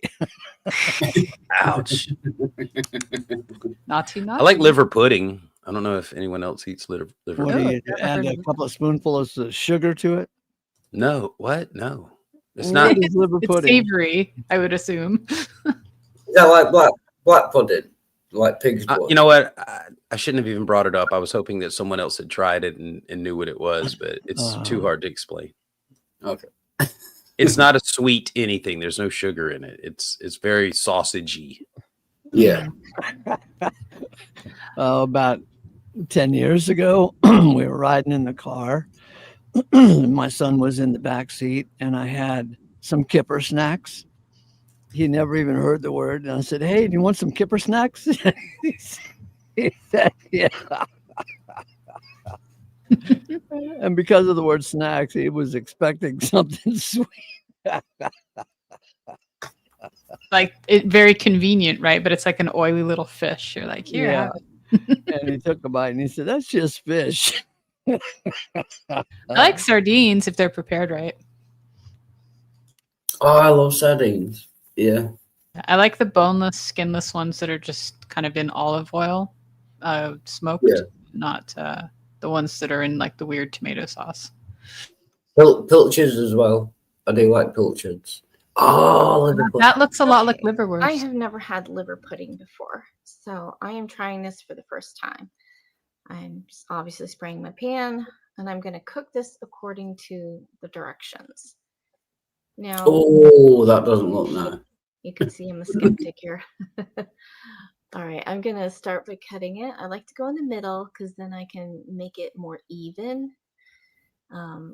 Going in the middle and then cutting in between, it just helps me. Everyone has their own way of doing it. Like I'm the only one getting hungry because I know what it tastes like. Okay, come on, catch my voice. Cutting. That would be the Alright, ultimate. so now I'm just gonna pop those in the pan. Oh, That looks a lot like something called Scrapple. Have you ever had Alright, here we that? go. The Scrapple. pan is nice and hot. I have, but it was forgettable. Could I move I did it not like faster? Scrapple. It's really hard to do these It voiceovers looks like sometimes Scrapple. because I doubt it somebody tastes is like moving it. faster, It's not. Or your voice is moving That looks more like, what's that fake meat called? faster in there. You're putting a little, I'll Spam, call but it. it's not. It's Okay. liver and So now cornbread pan, and rice I'm all putting ground a little bit together. of black pepper. Sausage, and I liver. black pepper. Interesting. Yes. Yeah, I mean liverwurst is Sometimes called liver sausage. that dark It's brown similar is to this, but you don't. inside, In those mine, it's brown it's on soft there. and spreadable. You don't So heat it up. it's You almost just done. put it right on the Come on, girl, sandwich. flip it over. Now it's looking quite good. Now it's good. I will See, say now it Wildheart is did hungry. smell really Yeah, I good. mixed it with eggs and Was- grits. It's it really nice smelled together. Really good Yum. when I was cooking it. Oh, it's nice, man. Yeah. I It might try smells that. really good too. That's one of those memory hangers for me because one of the first sandwiches that I remember eating as a child was at my dad's house, and it was whole wheat, Oro wheat, whole wheat bread, liverwurst, and seeded mustard. And That sounds yeah, I good. wasn't a picky kid. I ate it, loved it. Have you ever had sawdust cornbread? That sounds not so good. Yeah, you have just that- follow the recipe, and in real small print at the end of the recipe, it says, "The less sawdust you use, the better it tastes." I remember seeing this kid. It was like a picture of a kid in like a science fair, and it said, how much sawdust can you put in Rice Krispie treats before people notice? And he had like, different stages, like, like 1%, 5%, 10%, of like the dry weight ingredients.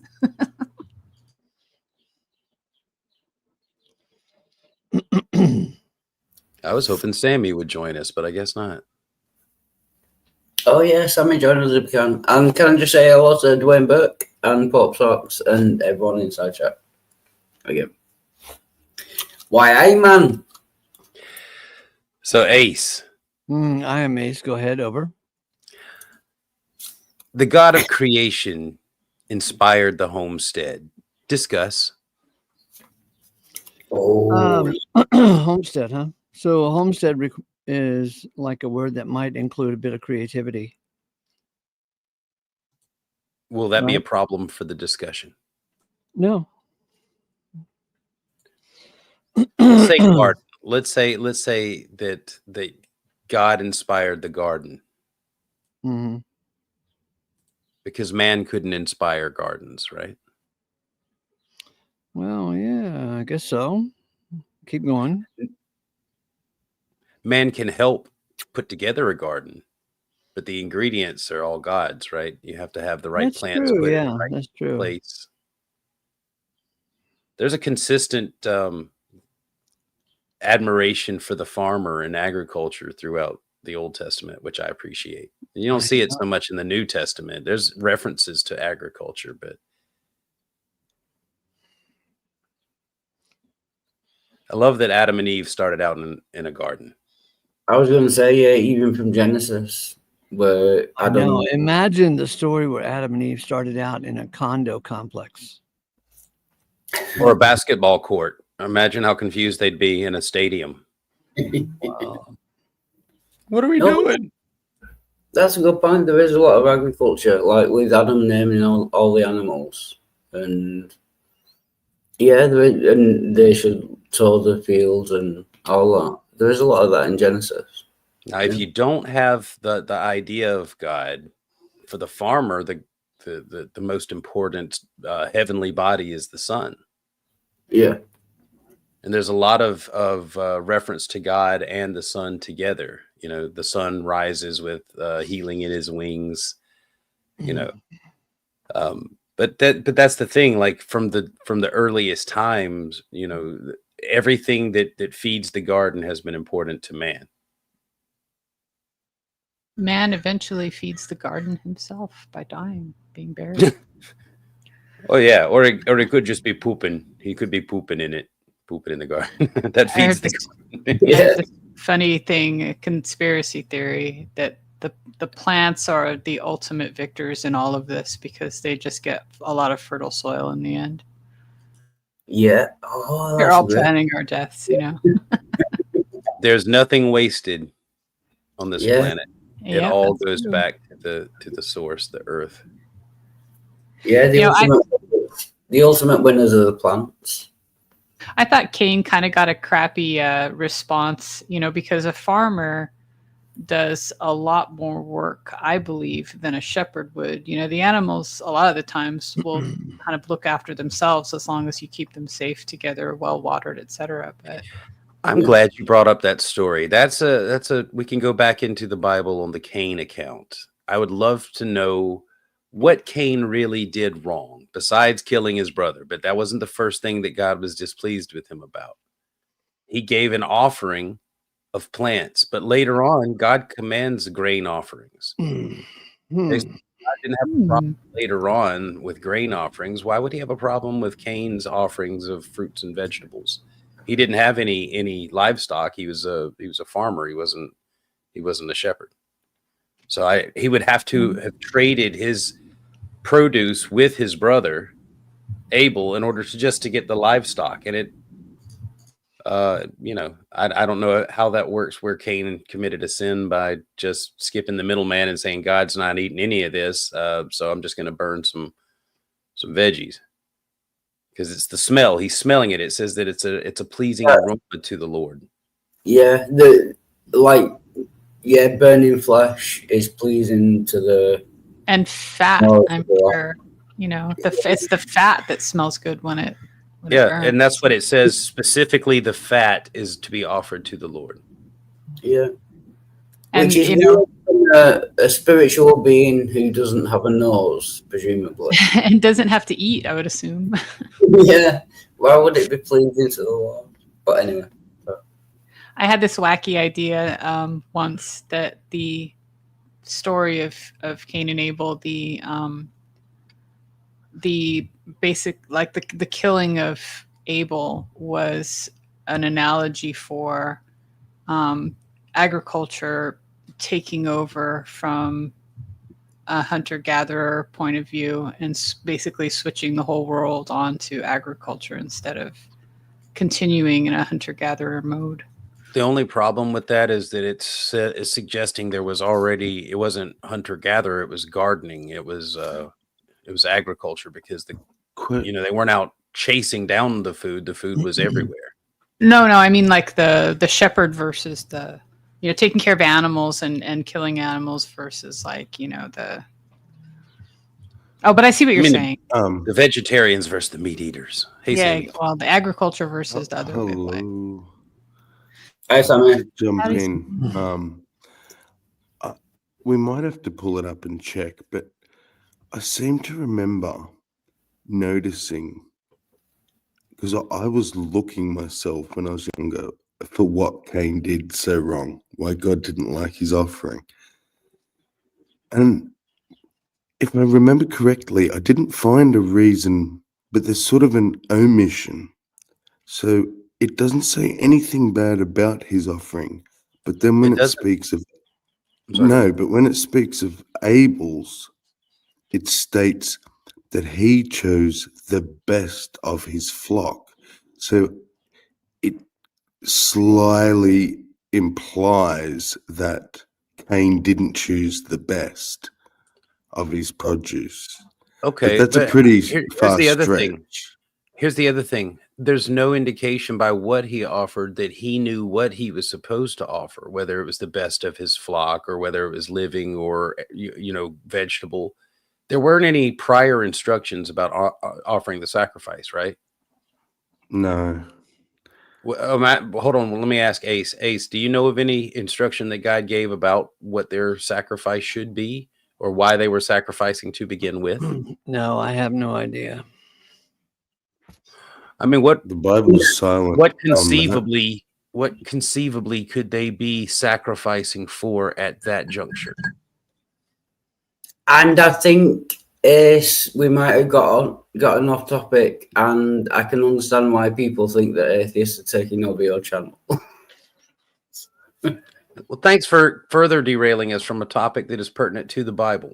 Sorry, carry on. Sorry. So I guess I'm not the only one that thought along those lines, because I was just going to post about whether or not Cain gave the best, because I thought I remembered the story that they both chose like the best.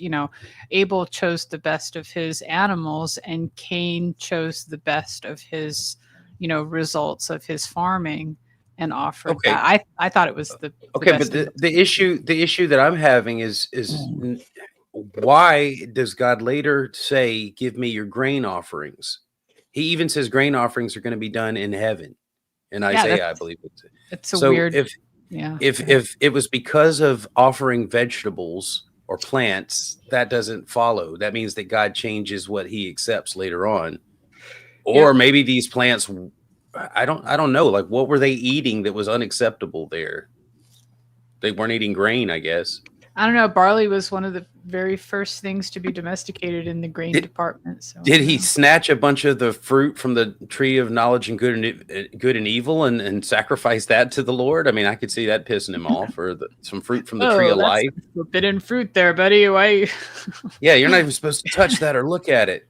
Or was it the tree of life? Did he take like some of the fruit from the tree of life? And like, what could make God mad about a sacrifice that he later demands of people? I think it's interesting also that, I understand that he banished him to wander the earth, but also put a mark of protection in him. He went to Nod, a place. that is later they call Nod, but it wouldn't have been called Nod then. But he went to a place and established something called Nod, which means he couldn't have gone by himself. Okay, I mean, it says here, God has regard for Abel's offering, but no regard for Cain's. Cain killed Abel, and God cursed Cain, sentencing him to a life of transience. Cain then dwelt in the land of Nod, wandering, where he built a city and fathered the line of descendants, beginning with Enoch. So it's funny. He wasn't wandering if he built a city. Well, no, they just put a little like Hebrew. I'm gonna put this in. No, it's okay. It's okay. It's just the whole idea. Nobody knows for sure what happened. There's Jewish mythology in the Talmud about even who kills Cain later on. I mean, there's all kind of stuff that's not present in the Bible. It seems like his displeasure with God and banishing and all that was necessary, because he wouldn't have ended up going to the land of Nod and producing a bunch of children, right? I mean, I'm more interested in how he produced children. Were there women there, or did he take an unnamed sister? Like, where, if they were the only people, how did he build a population, an offspring? It was, incest. There's no other way. So with Adam and Eve, it must have been incest. Unless there were already other people, and it's just not mentioned from Genesis that there were other groups that weren't seen as God's people, maybe. Yeah. But where did they come from if Adam and Eve were the first? They hadn't had any children. Well, it means they weren't the first. It means they weren't the first. Yeah. Like it's either incest or they weren't the first. Right. Plus, with Noah. Oh, sorry. With Noah and the flood, like that would be necessarily incest as well. I mean, if there were only 8 people, I mean, possibly mathematically you could work it out to not be incest, but it probably was. It's still not ideal for genetics, but these are questions for Bill and Ace, really, because we're the outsiders on these topics. Yeah, and you guys are so smart. Could we go back to 1 Corinthians 4:5? Like, don't be judging anything before the season. No, because we're talking about things that happened in the past. No. That's still, you're still judging things before the season, because you're just rambling on about how it doesn't make sense to you. Does it make sense to you? I don't care. Okay, well, that's not a yes or no. It doesn't have to make sense to me. I don't care. But we do. Well, fine. Is it wrong that we care? It annoys me if we're straying far from the evangel of our salvation, because that's what this channel is dedicated to. Is there value in every word that proceeded from the mouth of the Lord, or is it all vanity? Okay, well, I'm going to consider there might be some value hidden somewhere, and maybe I just don't understand it properly. So rather than just say, I don't know, I want to look at it. Yes. Why do you think I'm reasoning through it right now? That understanding it properly would include, don't judge anything before the season. What does that mean? Have all of your answers now. Could you wait maybe a couple of weeks, or maybe a couple of eons before you get your answers? Could you wait? Okay, there's a big difference between weeks and eons, though, isn't there? It's just a little time delay. That's all. Okay. Trying to see if my mic's any better. Testing. Yeah, go ahead. Can I make you happy by just mindlessly chanting, Yahweh's praises at you? Would that make you feel like I belong, or is it okay to question things? I would feel much better if you chanted praises toward free will, because that's what JG does, and I feel comfortable with JG. So I can't praise something. I can't. I don't want to praise free will. It may not be a thing. It's a thing with JG. Okay, so are we just, is this all about JG? I mean, honestly, Ace, you want to talk Bible? We're talking Bible. The atheists are talking Bible. And you said, I don't worry about it. Well, what is that? What are we supposed to do with that? Oh, why do we have to find every goddamn little paragraph and sentence? So throw the book away. Just put the fucking book down. It doesn't make sense to you, and then just talk about it endlessly until it Right. does make sense to you. It's never going to make sense to you. So if it doesn't make sense, then put the book down. What do you need the book for? Well, I don't care. If you want to put the book down, what are you doing I'm over asking here? you. We're I'm talking asking. about. I'm asking you. If you don't care what the book says, then why use it at all? Because we're talking I about what's in the read book. the Old Testament by and large on this channel. I just Is read it not? Paul's Is it letters not and I'm tickled referenced? pink. It's referenced constantly in the New Testament. I don't care. They I'll did. read the specific references. I'm not going to go back to the Old Testament. I know this is gonna probably get me kicked, but what you're saying is that you don't care what is true. I know I've said I this don't before. care what is true, and you don't care what is true, and Will Freeman doesn't care what is true. No, I do. I do. I don't even know how to define true. Where do you get off saying that I don't care what is true? Because I'm asking questions about the book that you think is true. I never said it was true. I just said, isn't this interesting? Is it or isn't it? You believe it's true, S. What? What about it is true? Some things are true in a proper time sequence. It once was true that the earth was covered with water, but that's no longer true. It once was true that God wanted Israel to keep the law, but that doesn't seem to be important anymore. Okay, but you believe Jesus is a Messiah, and the way you would tell that he's a Messiah is by looking at prophecies about his coming. And you would find those where, Ace? I don't look for them. They would be in the Old Testament. So you don't check Jesus's credentials. You assume that Paul checked his credentials. You got a problem with me? You're going to give me a bare bottom spanking? No, I'm going to call you to task. Mm-hmm. You talk, these are Bible verses. If we want to talk about Corinthians, we can talk about Corinthians. But if we talk about the Old Testament, which Paul's not afraid of talking about the Old Testament, he doesn't shame the Old Testament, does he? No, but he does quote it in strange and new ways. Oh, that's all the New Testament does that. They only quote out of the Greek Septuagint, never out of the Masoretic text. Which means that it's written after these commentaries on the quotes that they're adding are after the Greek version of the Old Testament. And you're not going to stop until this channel throws away the Bible and what we go straight ahead farming and homesteading. No, don't throw it away. Just address it. I don't know what to say about it. All right, here's number one addressing. Some things are true in the past and are no longer true. Some things will be true in the future, but are not true now. Everything has its time. Be not judging anything before the season. But that does seem like a get out clause to anything could be true. And you just have to wait long enough to find out. That doesn't help in the know. The idea is we're being saved for something. We're being saved from something, and it's something that we didn't do, that someone in the past has done. Someone that goes all the way back. We're being saved from sin, condemnation, and death. Okay, so Adam, and that won't happen completely until in the future. Right. So there's a connection between the New Testament and the Old Testament, since what we're being saved from is something that happened in the beginning. So in the oldest of Old Testament. Right. Because we didn't offend God. Adam did. We didn't disobey God. Because of that, we are born mortal. Nobody can, that kind of explains why we're born mortal.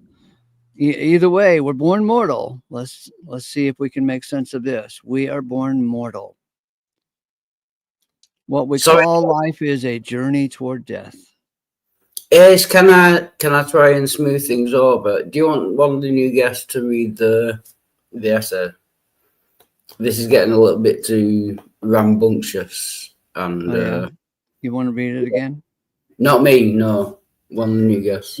Choose someone to read it. He's electing Sammy. Yeah. Oh, Sammy? Yes. Oh, Bill. I don't think Bill's read it either. Yes, Bill. Okay, go ahead, Bill. If you are awake. Bill. I am awake. I have to get my glasses. What's this one? There we go. I like it when Bill reads. So, hey, JG, who cares every man will have praise from God? What does free will have to do with it? I had to do that because, Wild Heart mentioned Tina Turner. I did exactly the same, yeah. I know. It's your fault. I'm blaming you for that one. So 1 Corinthians 4:5. Judge nothing before the time, and then shall every man have praise of God. Again, we spoke on that the other day. That can be cut 2 ways, that bit there. But either way, there's some praising going on. 1 Corinthians 4:5 again. Therefore judge nothing before the time, until the Lord come, who both will bring to light the hidden things of darkness, and will make manifest the counsels of the hearts. And then shall every man have praise of God. I'm going to use is that the concordant literal New Testament there? Yeah. 1 Corinthians 4:5. So that, be not judging anything before the season, to the Lord should be coming, who will also illuminate the hidden things of darkness and manifest the counsel of the hearts. And then applause will be coming to each one from God. The God who made you will glorify you. Rejoice. 1 Corinthians 15:53. For this corruptible must put on incorruption, and this mortal must put on immortality. We shall all be changed. Verse 51. The died ones will be roused incorruptible. Mercy. 52. Now, thanks be to God, who is giving us victory through our Lord Jesus Christ. Verse 57. Obviously, time and date right there. And rain tomorrow. I think we've got rain as well tomorrow, believe it or not. Well, yesterday, dear one, we got a visit from the eggshell police. The eggshell police sergeant wanted to make sure we were all walking on eggshells of free will and eternal consequences of moral responsibility. And nothing else mattered. Get it? Here's the plot. I presented the glorious message of 1 Corinthians 4:5. The part where Paul says, judge nothing before the time, for every man will have praise from God. Now, I don't know how one can miss the point of 1 Corinthians 4:5, but somehow, some way, JG missed the whole dang point. It's like the words on the screen were invisible to him. The point of the whole sentence is this: every man will have praise from God. Including Cain and Abel and all those dead bodies in Noah's flood. All the naughty ones. Uh-huh. The message from Sergeant Eggshells is this: all will not have praise from God unless you deserve praise from God. Because it makes no sense to me that God would be thrilled with that which he himself created. Oh my God. Now, I admit that there is not much creativity in man. It's notable that in the scriptures, when the word creator or creative or create is used, it's always in reference to God. Man, I guess, doesn't deserve the word create, creative or creator in the same sentence. Weirder. So JG and his morality police come along with the yardstick and surpass. Sourpuss. Sourpuss. And the sourpuss scolds everyone into feeling guilty for not doing the right thing. Now get this. Every man will have praise from God. Get this. Michelangelo spent 3 to 4 years creating that David statue. And don't you think he was proud of it when it was done? David would have praise from Michelangelo, and those who adore the statue don't know whether to praise the statue or its creator. Look at it. It's beautiful, is the instant off-the-cuff comment. Michelangelo is genius, a great artist. It's the more thoughtful, more mature comment. Did the statue create itself? Is it praiseworthy? Does man create itself with its amazing and awesome free will? Does man make itself praiseworthy with its amazing and awesome free will? Okay, let's give JG a break. Let's say man has a will that is entirely independent and free of the Creator's influence and responsibility. And let's say when Paul says judge not before the time, that Paul knows the only way to judge nothing before the time is with your own so-called free will. That God will not, in fact, help you or hinder you in judging nothing before the time. Okay. And with this awesome free will, man somehow judges nothing before the time. Will that result in all men having praise from God? Or is something else going on here? Let's say some men judge nothing before the time, and others do judge before the time. Will man's half-assed response impede somehow God's grand purpose of complete and perfecting creation to the point to where God himself gives praise to every man? Can man create an impediment to God's operation? Such a laughable question. Man creates nothing. Only God is creator. God creates. We are but creatures. So JG can't see the end of the sentence. He can't see that every man will have praise from God. Why can't he see that? It's right there at the end of the 39th word sentence. Is the sentence too long for JG to comprehend? Should Paul have communicated it in shorter sentences? Just for JG, obviously. Okay, let's break it up into shorter component parts. So 1 Corinthians 4:5 again. Judge nothing before the time. The Lord will bring to light the hidden things of darkness. The Lord will make manifest the counsel of the heart. Then shall every man have praise of God. Perfect. Now even the old eggshell police sergeant can ride along with us in grasping this great and glorious prophecy of God, that every man will have praise from God. But what about my free will? Says the pseudo-Christian Limitarian. The Limitarian says God owes him an apology if God does indeed save all. You see, the reason God owes the Limitarian pseudo-Christian an apology is that the Limitarian could have sinned a whole lot more, but he was keeping himself so pure. Expects God to reward him for such good behaviours. Does man have a so-called free will? Does his free will help or hinder God's grand operation? The phrase free will does not show up in Paul's writings, nor in the New Testament at all. But what does show up are verses like these.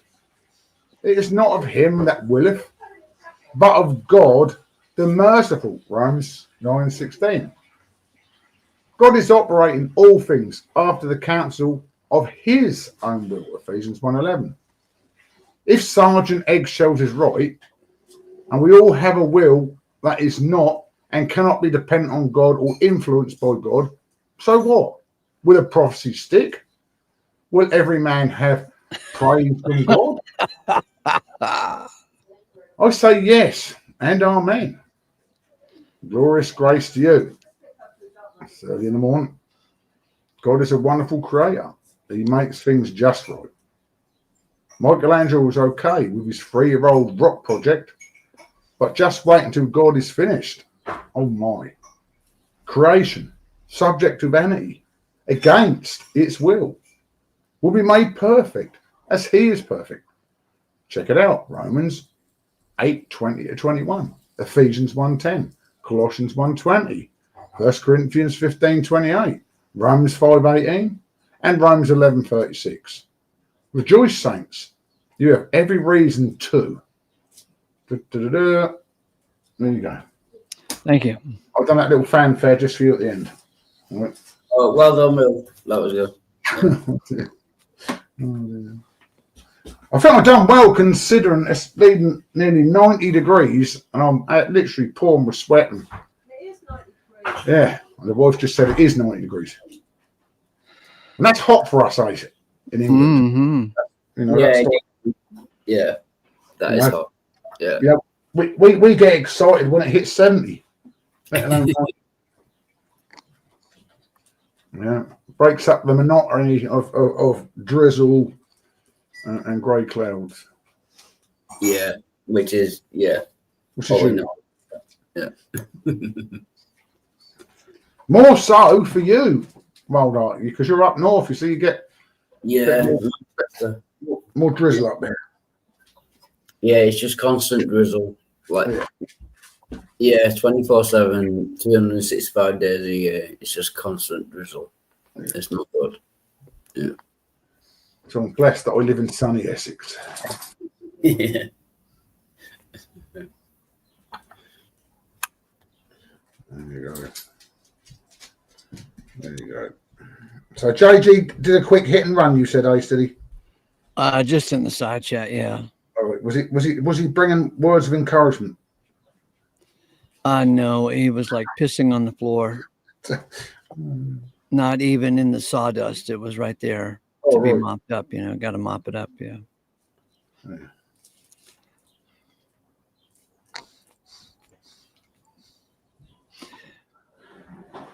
So many miserable people.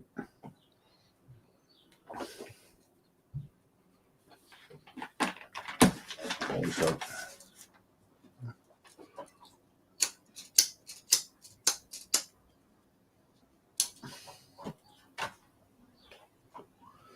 Wildheart, there's a new channel. Wildheart Resurrected 89.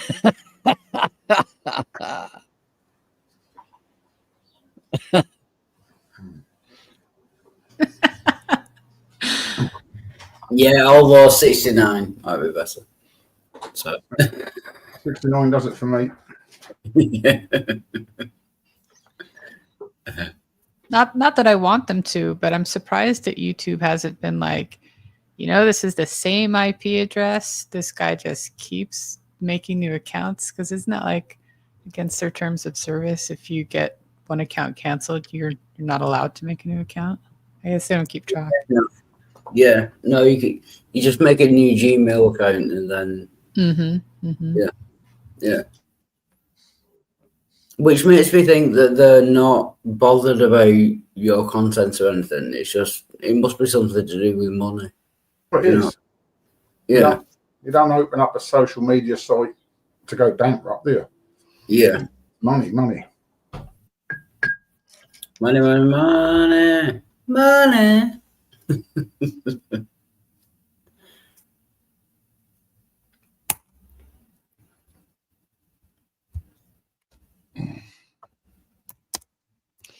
Oh, Wildheart, I don't know if you know this, but that song wasn't originally using the word money. It was originally using the word millet. You ever heard of millet? No, it's a grain. It's a grain. I was going to guess, is it kind of food stuff? Yeah, millet. Yeah, I have heard of that. It's a grain like rice or wheat. Yeah. And so they were singing a song about millet. Yeah. Millet.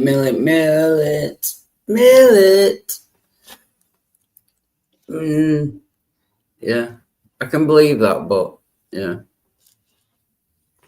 Do people still eat millet? Yes, they do. Mostly in third world countries. It is actually reasonably healthy compared to what we eat, the wheat and stuff, but mostly budgies. Is it based on fish? When I think of millet, I think of fish. No. Green. When I think of millet, I think of carburetors. It's a tiny little seed grain. Right. Yeah. Oh yeah, millet. Yeah. In the 50s. So you was thinking of thingy, weren't you? The cuttlefish, weren't you? Yeah. Cuttlefish and millet. Yeah. militant color. Yeah, that's what. Yeah. Could somebody answer Monty Burns' question here? Now, I noticed that in the writing, there was two things. One sentence said, I mean, a few times, praise from God, but one of them said praise of God. So those are two different things. But I mean, I think they were either was of supposed to be from in that instance, or were they all supposed to be of? Or was it supposed to be different? The King James said of. The concordant version said from. But can we discuss a basic, with all the translations? Mm-hmm. Like, if one says of and one says which one, how do you know which one to go to?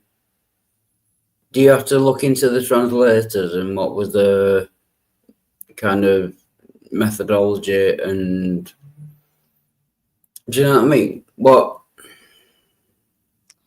Do you have a lazy meter to measure your own laziness? Or if you're lazy, just use any version you can get.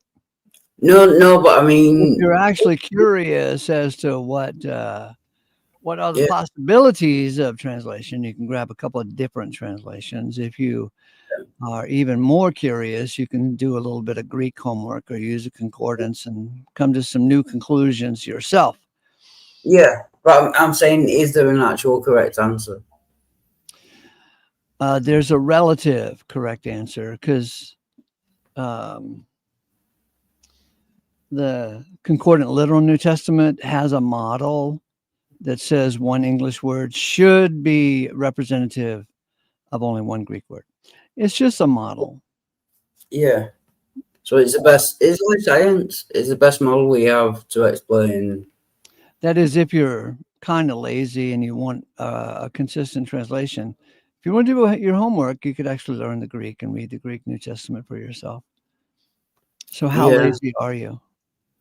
I'm very lazy. I'm not going to do that. There we go. Yeah. No, because I'm lazy. I mean, people have done that. You could get the Bible as a graphic novel. Yeah, but I'm saying people have done that. People have learned the Greek and learned the Hebrew. You could just watch the Bible on that 2-hour movie. I'm just saying people have learned the Greek, learned the Hebrew, learned the Aramaic, and they still can't agree. So what's the point? Yeah. I mean, we're all just guessing, right? We hold beliefs. We base it, even if we're gonna read the one that rings as true as we feel, and we're gonna keep that one, Well, all right. So you brought this. You launched this topic. What's the difference between from God and of God?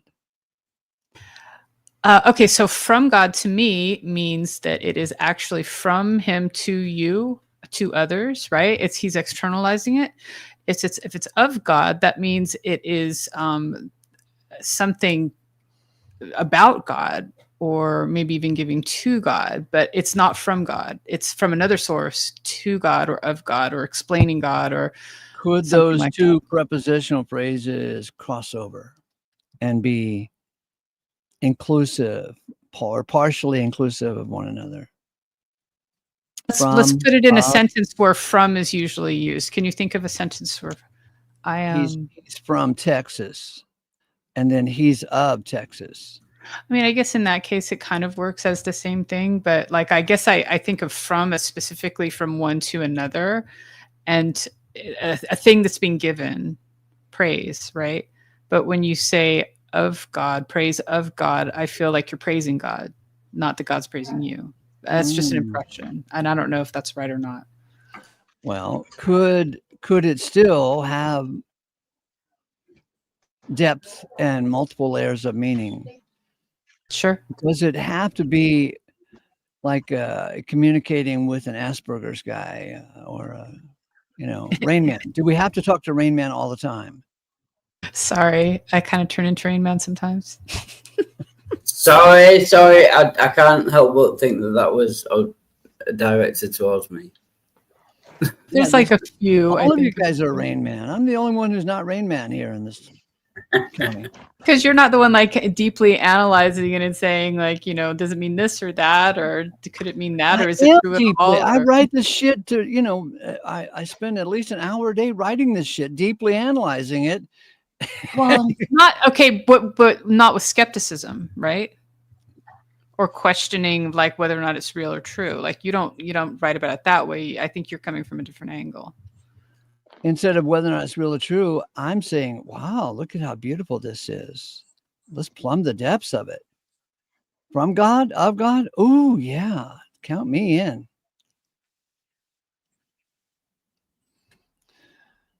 I mean, I guess if it doesn't get in the way of your appreciation of it, you know, whether or not it's true, then I don't see any issue with that personally. Well, why would one preposition make the other preposition untrue? Do you mean the whole of and from thing? That you brought it up. Yeah, I know. It's As just if to say, let's throw the whole damn thing away because we can't make up our mind whether it's from or of. okay. If I say this gift is from Texas. This gift is of Texas. Cool. But they both have meaning. So And that wouldn't necessarily exclude the other meaning. is anybody else gonna chime in on those thoughts? All right. So Like whether it's the same thing or not, or like can be applied the same way. You guys in the side chat, type a 1 in if you are Rain Man. Type a 2 in if you're driving the car. No, I'm kind of. I think I might be autistic, but I'm not Rain Man in that he had an actual useful skill. You know, playing cards, and yeah, I don't have that ability. I think I'm kind of Rain Man without the good abilities. Yeah, well, somebody has to drive the damn car, even though Rain Man says, I can drive. I can drive. I can drive a car. Hey, I used to love driving a stick shift because it was all this like it had to be in my mind perfect in how the transitions worked and the gear systems and all that stuff. So to me, like I sort of merged with the car, you know, and drove in that mind space of like, you know, being one with the car, sort of make it so that no shift was ever rough and, you know, all that stuff. Of course, I screwed up sometimes, but I tried really hard.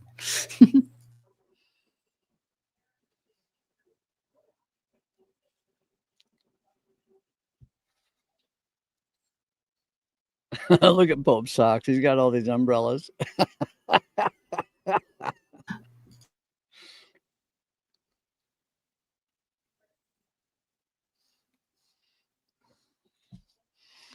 When I was a young man, if there was one autistic fellow in town, everybody knew it. But now, autism is everywhere.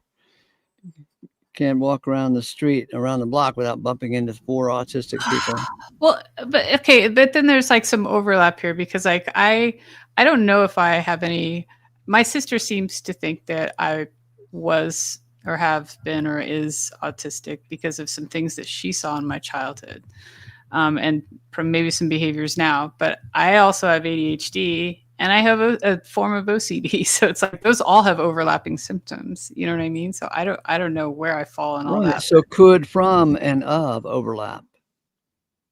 Of course they do. You know, like if you say this gift is of Ace, this gift is from Ace. See, okay, but like one just says it's okay. So here's my weird little particular thing here. From is giving it. It feels like it's giving it to someone, but of is like it's like this is the origin of it.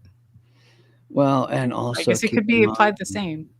Keep in mind that this is a translation from the Greek, and the Greek doesn't have prepositional phrases. They have cases. Do you know what that is? It's the verb or the noun in the dative case would be to. When it's in the genitive case, we in English would say of. But I have a question. they indicate relations with the case of the verb or the noun. Mhm. I have a question. It's a tough thing to translate. So why are you going to throw away the whole goddamn Bible just because one says of and the other says from, and we can't have such contradictions here? Now, It's now, just eh? useless. No, I don't want to hear any more. I didn't say throw away the Bible. Sorry, can I ask a question? If you I believe you that, can- if you Actually, believe, Wild Heart, if I may teach you English, it's may I ask a question? See, if you want my permission, you say may. If you have the ability, you say can. So if you say, "Can I ask a question?" Yeah, you have that ability. But all when you right, say you're from England, right? Don't you want to learn English? yeah, but what if I You're say, autistic, right? Don't you want to get everything correct? yeah, what if I say might I ask you a question? Is that grammar correct? Might I ask you a question? Would you be willing to pray to change the of to from, or all of the froms to of? Would it feel the same to you when you read through it? No, you'd have to check the case in the Greek of the New Testament because there's the dative case and there's the genitive case and there's a couple of other cases. So you'd want to harmonize the cases, and if it's, you would assign each case an English equivalent preposition so that you can kind of follow along and get the rhythm of the translation. But my question was going to be, do you believe that the Bible comes from God? Do you believe that there's one specific translation? Because only one translation can be correct if it comes from That's God. not true. Okay, explain why.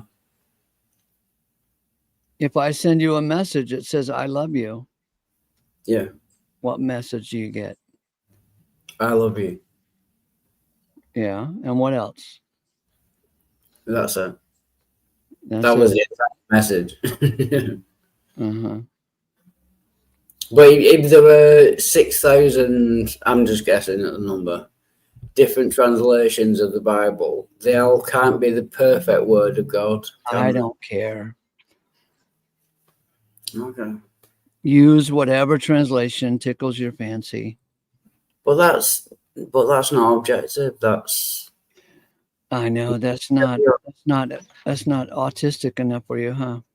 yeah. Well, why have different translations if the translations don't matter? Like if it's like if it's just pick your favorite, it just seems like This is it's a close enough. conversation. It's a conversation I'm having with two autistic people. I don't care what translation you use.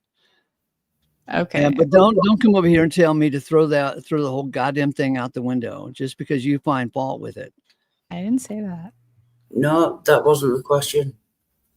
No, you're talking about me. Hold on just a second. You're talking about me. I said that if you're not willing to look at the text, why use it at all? So that's what I said. You're a little bent out of shape about it. I can leave, but it was a real suggestion. If parts of it are disposable, what parts are worth keeping? And Will, I wasn't talking about you actually. It was a genuine question that I had, but that's fine. Ace knows what I'm talking about. He knows what he's upset about and who said it. I said it. I said if you're not going to use the text or look at it, you should just toss it out. It's not because I don't think there's a chance it's correct. I just haven't seen it. Maybe you could show me. Yeah, that's fair enough. Yeah. Sorry, I'll mute. So. Oh, that's unfair. Did you just kick him or did you just leave? I did not. Oh, that's fair. If he just left. Yeah. I didn't kick him, so don't blame me. No, I'm not blaming you. I just didn't know. Yeah.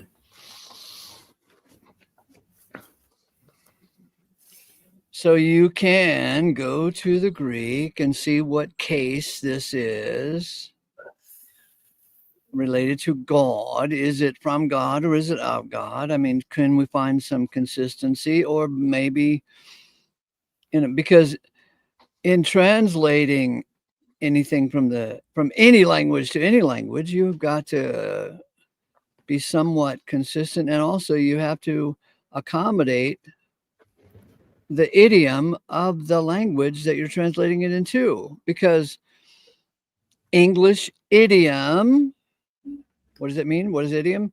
Idiosyncrasies. English idiosyncrasies are different than Greek idiosyncrasies. But We're just doing the best we can with the tools we have from God, of God. They both might work, you know. You got. But that is my point. If you believe there is one true translation, I do not believe there is one true translation. So knock it off. I don't believe there is one true translation. That's fine. I have been blessed by the King James. I have been blessed by the New American Standard. So you're saying that God is on this channel. I prefer the Concordant Literal New Testament because there is a consistency, a rare consistency in the Concordant Literal New Testament, and it's a translation that kind of pisses off the fundamentalists, and that's one thing I want to do is piss off the fundamentalists. I'm all for. Yeah. The point I was trying to make is, if it is inspired by God, there must be one correct inspired by God translation. I don't know that there is one. Every translation is a translation. And I'm saying that is a problem. Well, what would you know about it? Have you made a translation? No, I'm why saying, don't you make one, and then you can straighten it all out. Just logically thinking about it, if God is giving His perfect word to man, there must be one. I never said that. I'm not arguing with you. I'm just making a point. Who are you? Go argue with somebody else then. I'm not arguing with anyone. I'm just trying to make a point as to what I think. If God has given His perfect word to man, which most Christians, and I'm not including you in this, most Christians believe they have, then there must be one perfect. There can only be one perfect translation. All the others must be false in some way. So I'm saying for Christians out there, how do you know that your translation is the perfect translation? I did put in a private chat. I don't know if anyone read it. Just something that might help a bit. Because the way translations are translated, you have word for word, you have dynamic equivalents, you have so many different types of translations. So I just thought that would help. Yeah, I mean, so like Shakespeare's writings, all right, Old English, adapt them into New English, the same thing, same meaning, but the lingo is different. Yeah, but that would exclude it from being perfect. It wouldn't be a perfect translation. That's what I'm saying. There cannot be a perfect translation because it's from 3 different languages: the original Greek, Hebrew, and Aramaic. So there cannot be a perfect English translation. Oh my God. Why didn't we all know this before David showed up? Have mercy. July 1st, 2025? Man, we didn't figure this stuff out until you sat in Manchester and told us. I'm just asking for a refutation to my argument. That isn't one. Nobody says there's a perfect translation. I don't know anybody who says that. I do. Like KJV onlyists. Any KJV onlyists said that is the perfect translation. I know what's. And even they are picky about what they apply from the KJV. Yeah, the 1917 versus the 1914 or whatever it is. Yeah. And none of those guys chop off their hand and pluck out their eye. Yeah. That's what I'm saying. I'm just bringing up a point. I'm not trying to argue necessarily with anyone. It's just. All right, let's go ahead. Can you bring up? Let's see. It's 1 minute after the top of the hour. In the next hour, can you bring up like 800 more points? Oh, that will be a lot of work. I'm very lazy, as we've already established. Yeah. Mm-hmm. Yeah, probably not. But I'm just giving my thoughts. There's no reason why anyone should be angry at me. Of course. Yeah, but you're just bringing up your thoughts and what you believe, and that's fine. I don't have a problem with it. I'm just bringing up my thoughts and what I think, and everyone gets a bit pissy about it. I don't understand.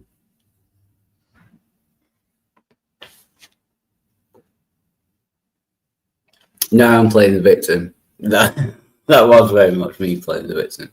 Yeah. I do understand. I know.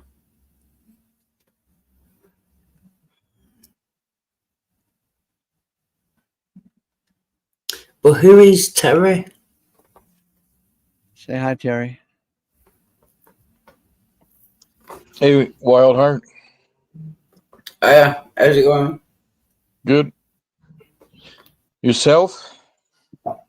Yeah, not too bad. I can't complain, but I often do.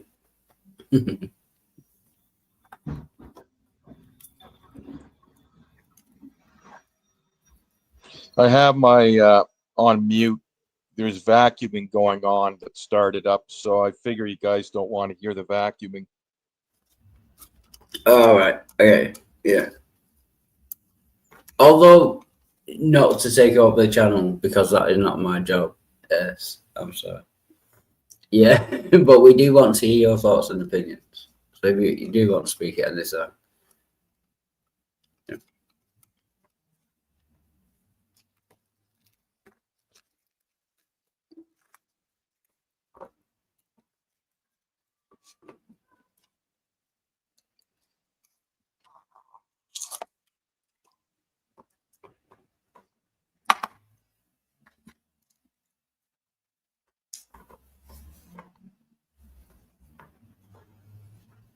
Plus, on a tangential point,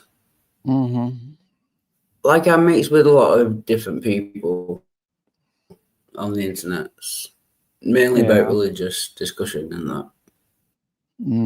And you can't keep all the people happy all the time. Do you know what I mean? If I agree with one person, then another person will just. But that's a me thing. Sorry. Yeah.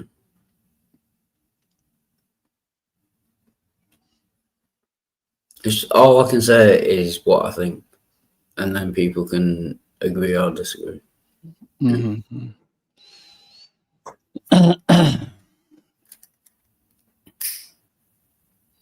All right, so I guess we lost Halsey. I will show you what a pain in the ass communication is, right? You ready? Yeah.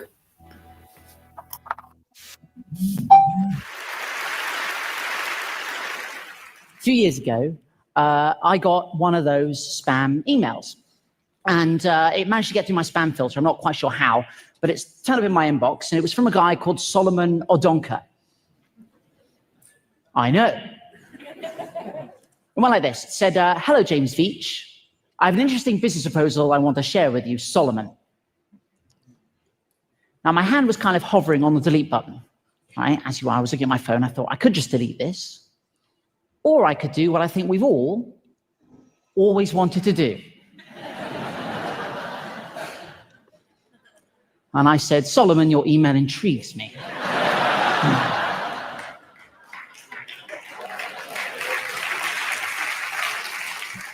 And the game was afoot.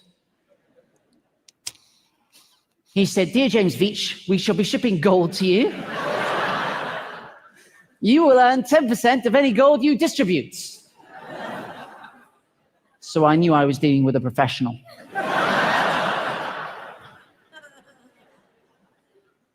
I said, how much is it worth?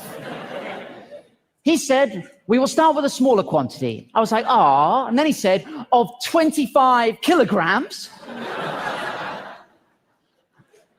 the worst should be about 2.5 million. I said, Solomon, if we're going to do it, let's go big.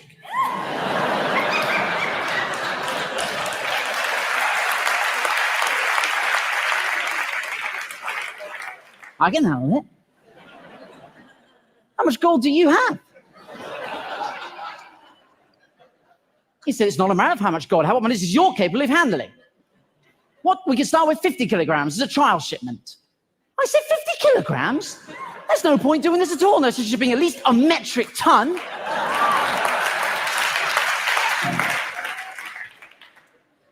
So what do you do for a living? I said, I'm a hedge fund executive bank manager.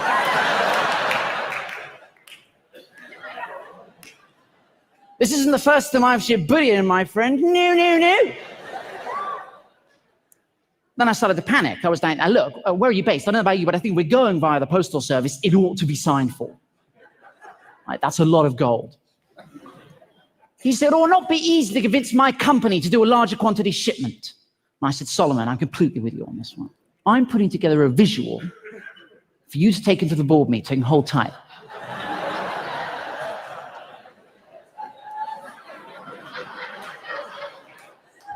This is what I sent Solomon.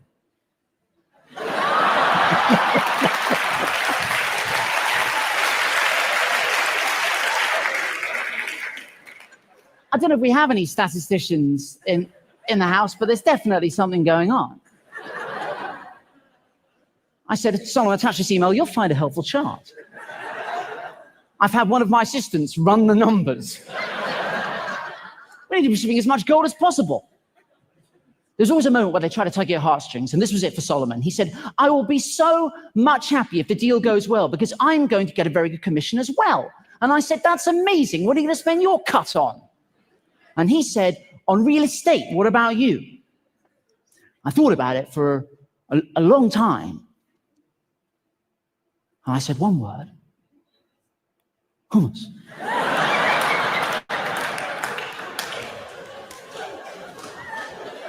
It's going places. I was in Sainsbury's the other day, and there are like 30 different varieties. Also, you can cut up carrots, and you can dip them. Have you ever done that? Solomon! He said, I have to go to bed now.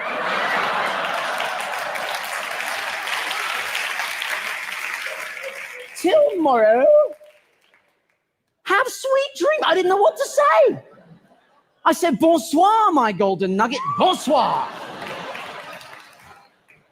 Guys, you have to understand, this has been going for like weeks, albeit hitherto the greatest weeks of my life, but I had to knock it on the head. It was getting a bit out of hand. Friends were saying to me, James, do you want to come out for a drink? I was like, I can't, mate. I'm expecting an email about some gold. You know? So I figured I had to knock it on the head. I had to take it to a ridiculous conclusion. So I thought I concocted a plan. I said, look, Solomon, I'm concerned about security. When we email each other, we need to use a code. And he agreed. And I said, Solomon, I spent all night coming up with this code. We need to use it in all further correspondence. Lawyer. Gummy bear. Bank, cream egg. Legal, fizzy cola bottle, claim peanut M&Ms, documents, jelly beans, Western Union. Guys, a giant gummy lizard.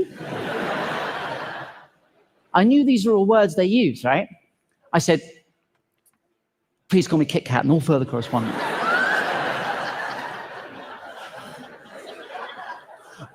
I didn't hear back. I thought, I've gone too far. So I had to backpedal a little bit. I said, look, Solomon, is the deal still on?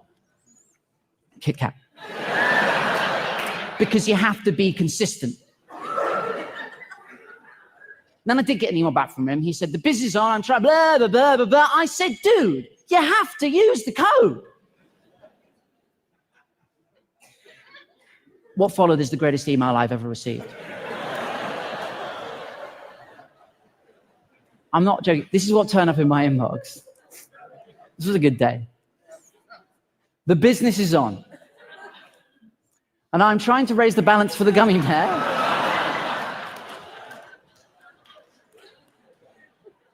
so he can submit all the needed fizzy cola bottle jelly beans to the cream egg for the peanut M&M's process to start. Send £1,500 via a giant gummy lizard.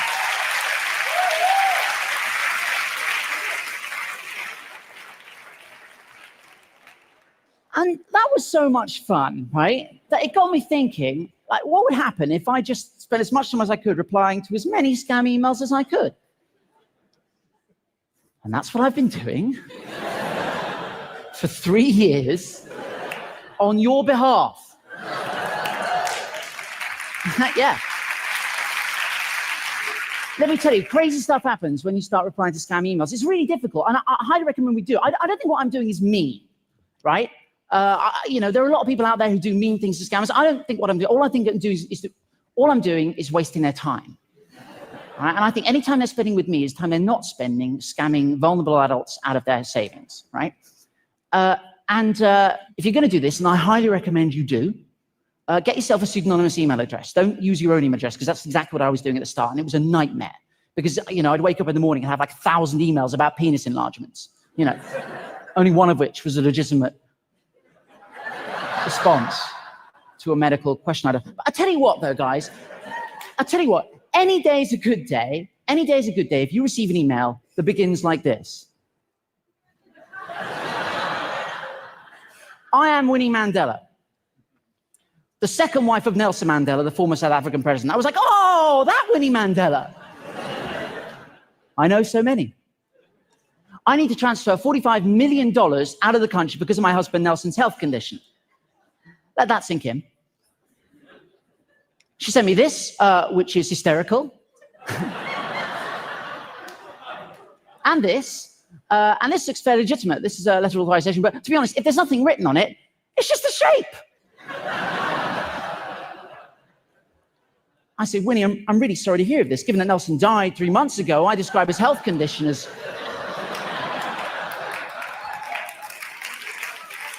that's the worst health condition you can have, not being alive. She said, kindly comply with my banker's instructions. One love. I said, of course, no woman, no cry.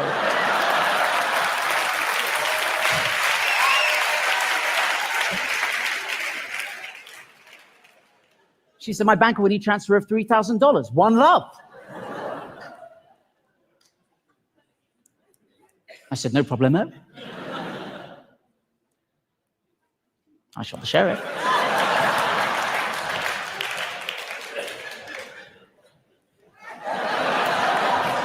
Thank you.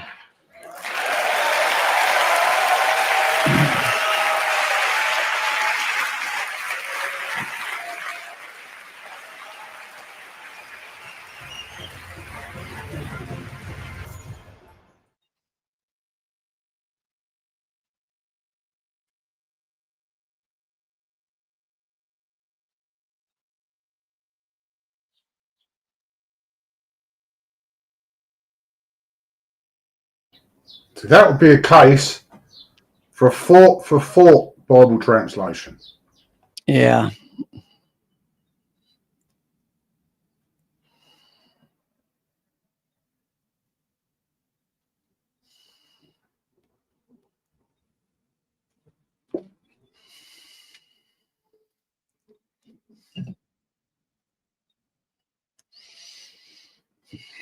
So I guess it's just you and me, Bill. We kind of like the Word of God, and the guys who choke on it have disappeared at the moment, but they come back.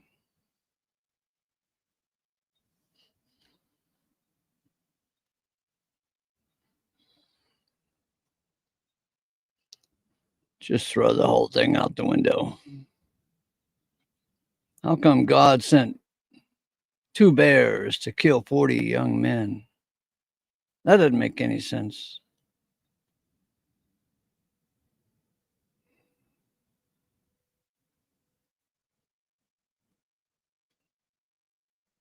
I kind of look at it as God's God, and he kind of does what he wants, really. Mhm. If you want to send bears to kill them little shits, from what Well, the prophet, so be it. yeah, well, he hasn't stopped. I mean, bears are still killing people. No complaints about it happening in Montana, just in the Bible.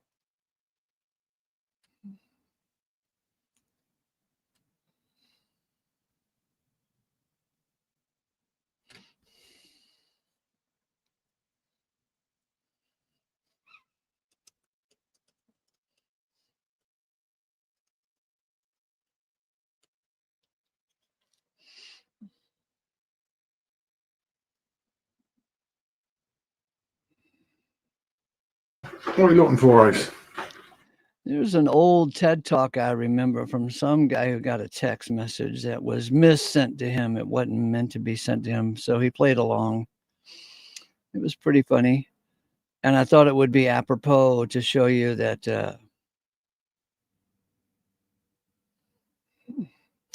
that it's a damn wonder we can communicate at all.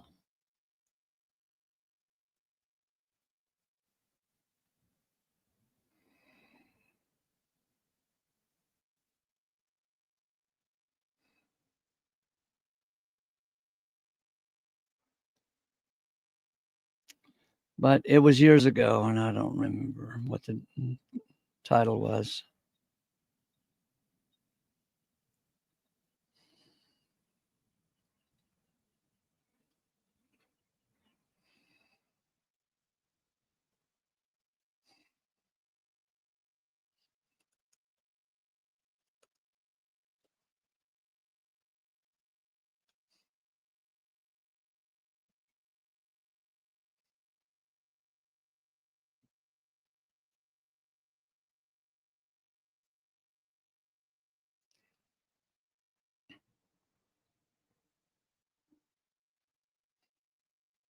Maybe this is it. So a while ago, I got a text message that was not meant for me. And I know that because it began, "Hi, Phil." And I'm not Phil. But it said, "My name's Andrew. I'm one of the new tenants at 11 Dover Place, and I've been told you're the person to contact regarding upkeep problems, etc." And I was like, obviously got the wrong number. So I was like, I'm not actually, but I was just composing another message explaining to him the fact that he got the number wrong by a digit, and I was not, in fact, his landlord. But before I had a chance to send it, he said, "Actually, you are."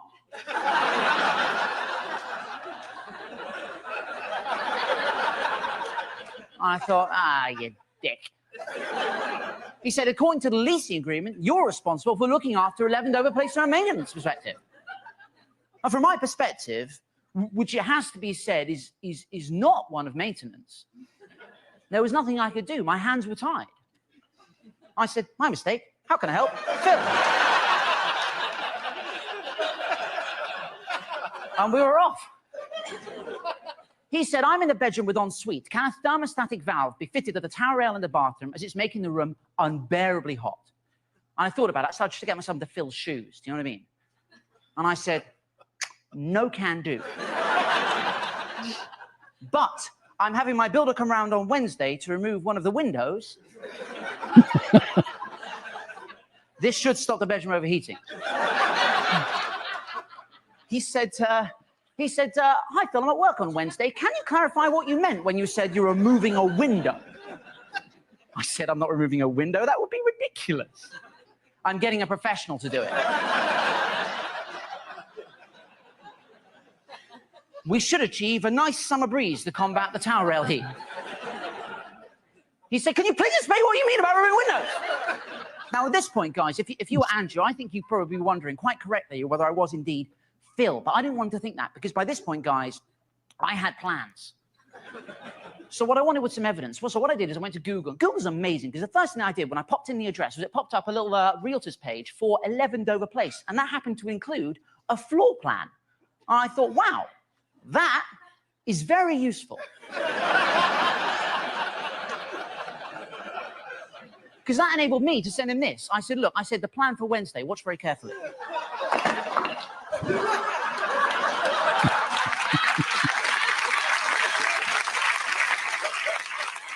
I made that into an animated GIF, and I sent it to him via iMessage. What I didn't realize at the time was if you make an animated GIF and you send it to someone, it just basically repeats. So this is what happened. It was just like, he said, "I fail to see how that would help." And to be fair, I realized he was right, because you don't remember from physics, at school, you don't need a, you need a blue, and you also need a red. You know what I mean? So like, obviously, I had like kind of a, like, you know what I mean? But then again, I was like, I said, FYI, to take full advantage, you need to keep your bathroom door open at all times. He said, "If this is unacceptable, if you do this on Wednesday, my lawyer will be in touch." And I thought, ooh. I said, "Andrew, from Wednesday, expect the flat to be out of action for 6 weeks as we initiate the following 4-step plan." I was having literally the greatest time of my life. Step 1, remove all 4 walls.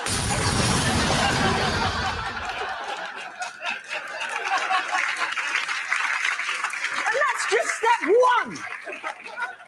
Step 2, expand bathroom. Step 3, isolate towel rail with refrigeration dome. Step 4, counteract remaining towel rail heat with tower of ice. I've just spoken to the real landlord, so you can knock it off.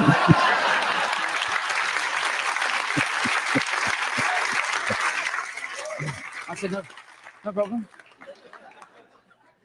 Out of interest, did he agree to sort the towel rail? I said, "Go on, did he?" "Yes."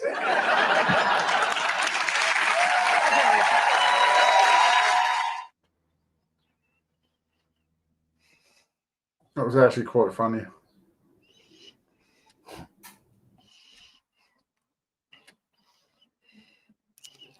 Yeah. Build an ark. Yeah. So if the Bible doesn't make sense, just throw it all out. That's all. Yeah, that'll solve the problem. Are you willing to do that, Bill? If the Bible doesn't make sense, you just throw it out the window.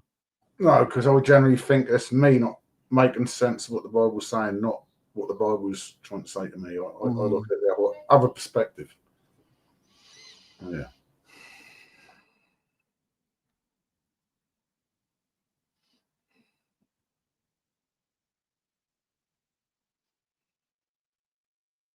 I think there's a verse in Job regarding that. Let me think. Let me get my brain working for a second. Okay. Just work occasionally.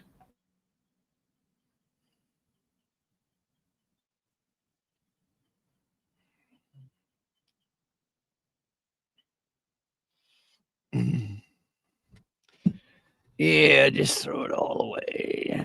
Makes no sense. If God really is God, he'd make sense to me then. That's what, yeah. Yeah, it was right. And Paul hints on it a little bit later. So Job 11:7 says, "Canst thou, boy, search and find out God? Canst thou find out the Almighty under perfection?" And he goes on, that his ways are higher than our ways, and then Paul obviously says in Romans, he says in Romans 11:33, he says, "Oh, the depth of the riches of the wisdom and knowledge of God! How unsearchable are his judgments, and his ways past finding." So, and there's also, because it does say it, it's for God to conceal a matter and for kings to reveal. You've got to do due diligence. Don't. So what you're saying indirectly is that I'm a king. Well, I suppose, yeah, we are in that sense. We are. We all are in that sense. In our position in Christ. But that's how I look at it. It's not that the Bible is full of contradictions, and I think it's just us not understanding that sometimes God encourages us to dig a bit deeper.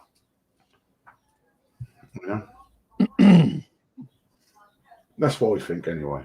I'm with you. I don't want to throw the whole thing away. No, I just want to kind of like go through it slowly and see if I can find some thrill. Because I found a lot of the scriptures to be thrilling. yeah. Especially like that verse that says, every man will have praise from God. Breathtaking.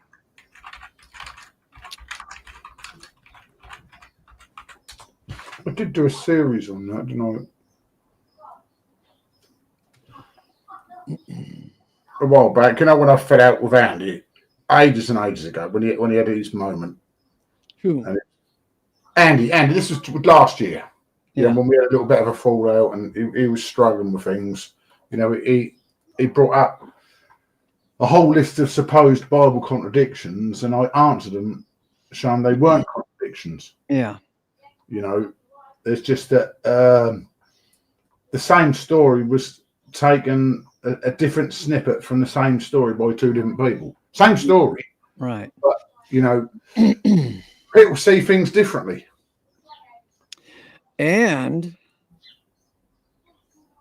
in different conversations, you'll make different points. You'll make different emphasis. Yeah. Because every conversation brings out different things depending on what you think a fellow needs to hear or is able to hear.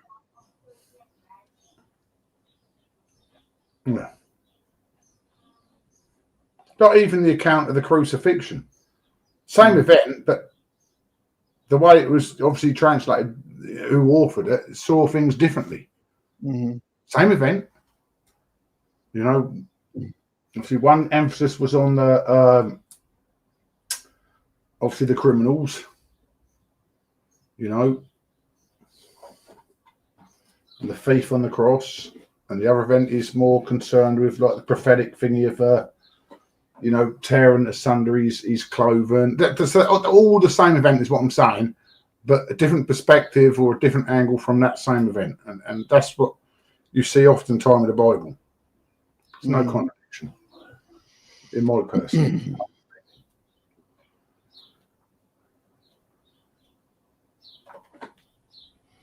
And boys, it's still hot here.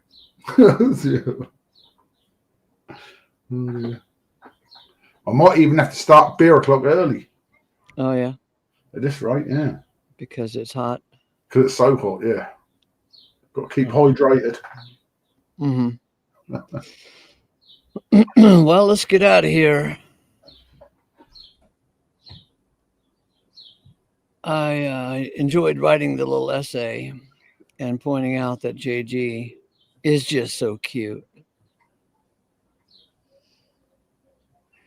He's got a free will. Did you know that? JG has a free will. Yeah. And God just cannot influence his will. So I'm looking at Doxon for Jesus comment. Oh yeah. He said, I will trade £2 of millet for 2 bowls of tobacco. What a deal. Yeah. Okay. Are they soup bowls or Well, yeah, this is it. I want to know what size bowls they are. Right. Yeah. Is it going to be metric or imperial? Mm-hmm. That makes a difference.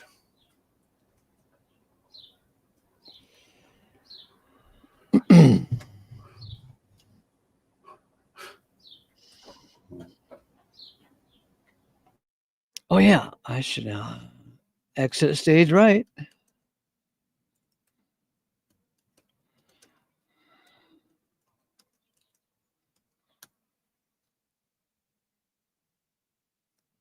And a pipe bowl. I'll put in the invitation here. After show link.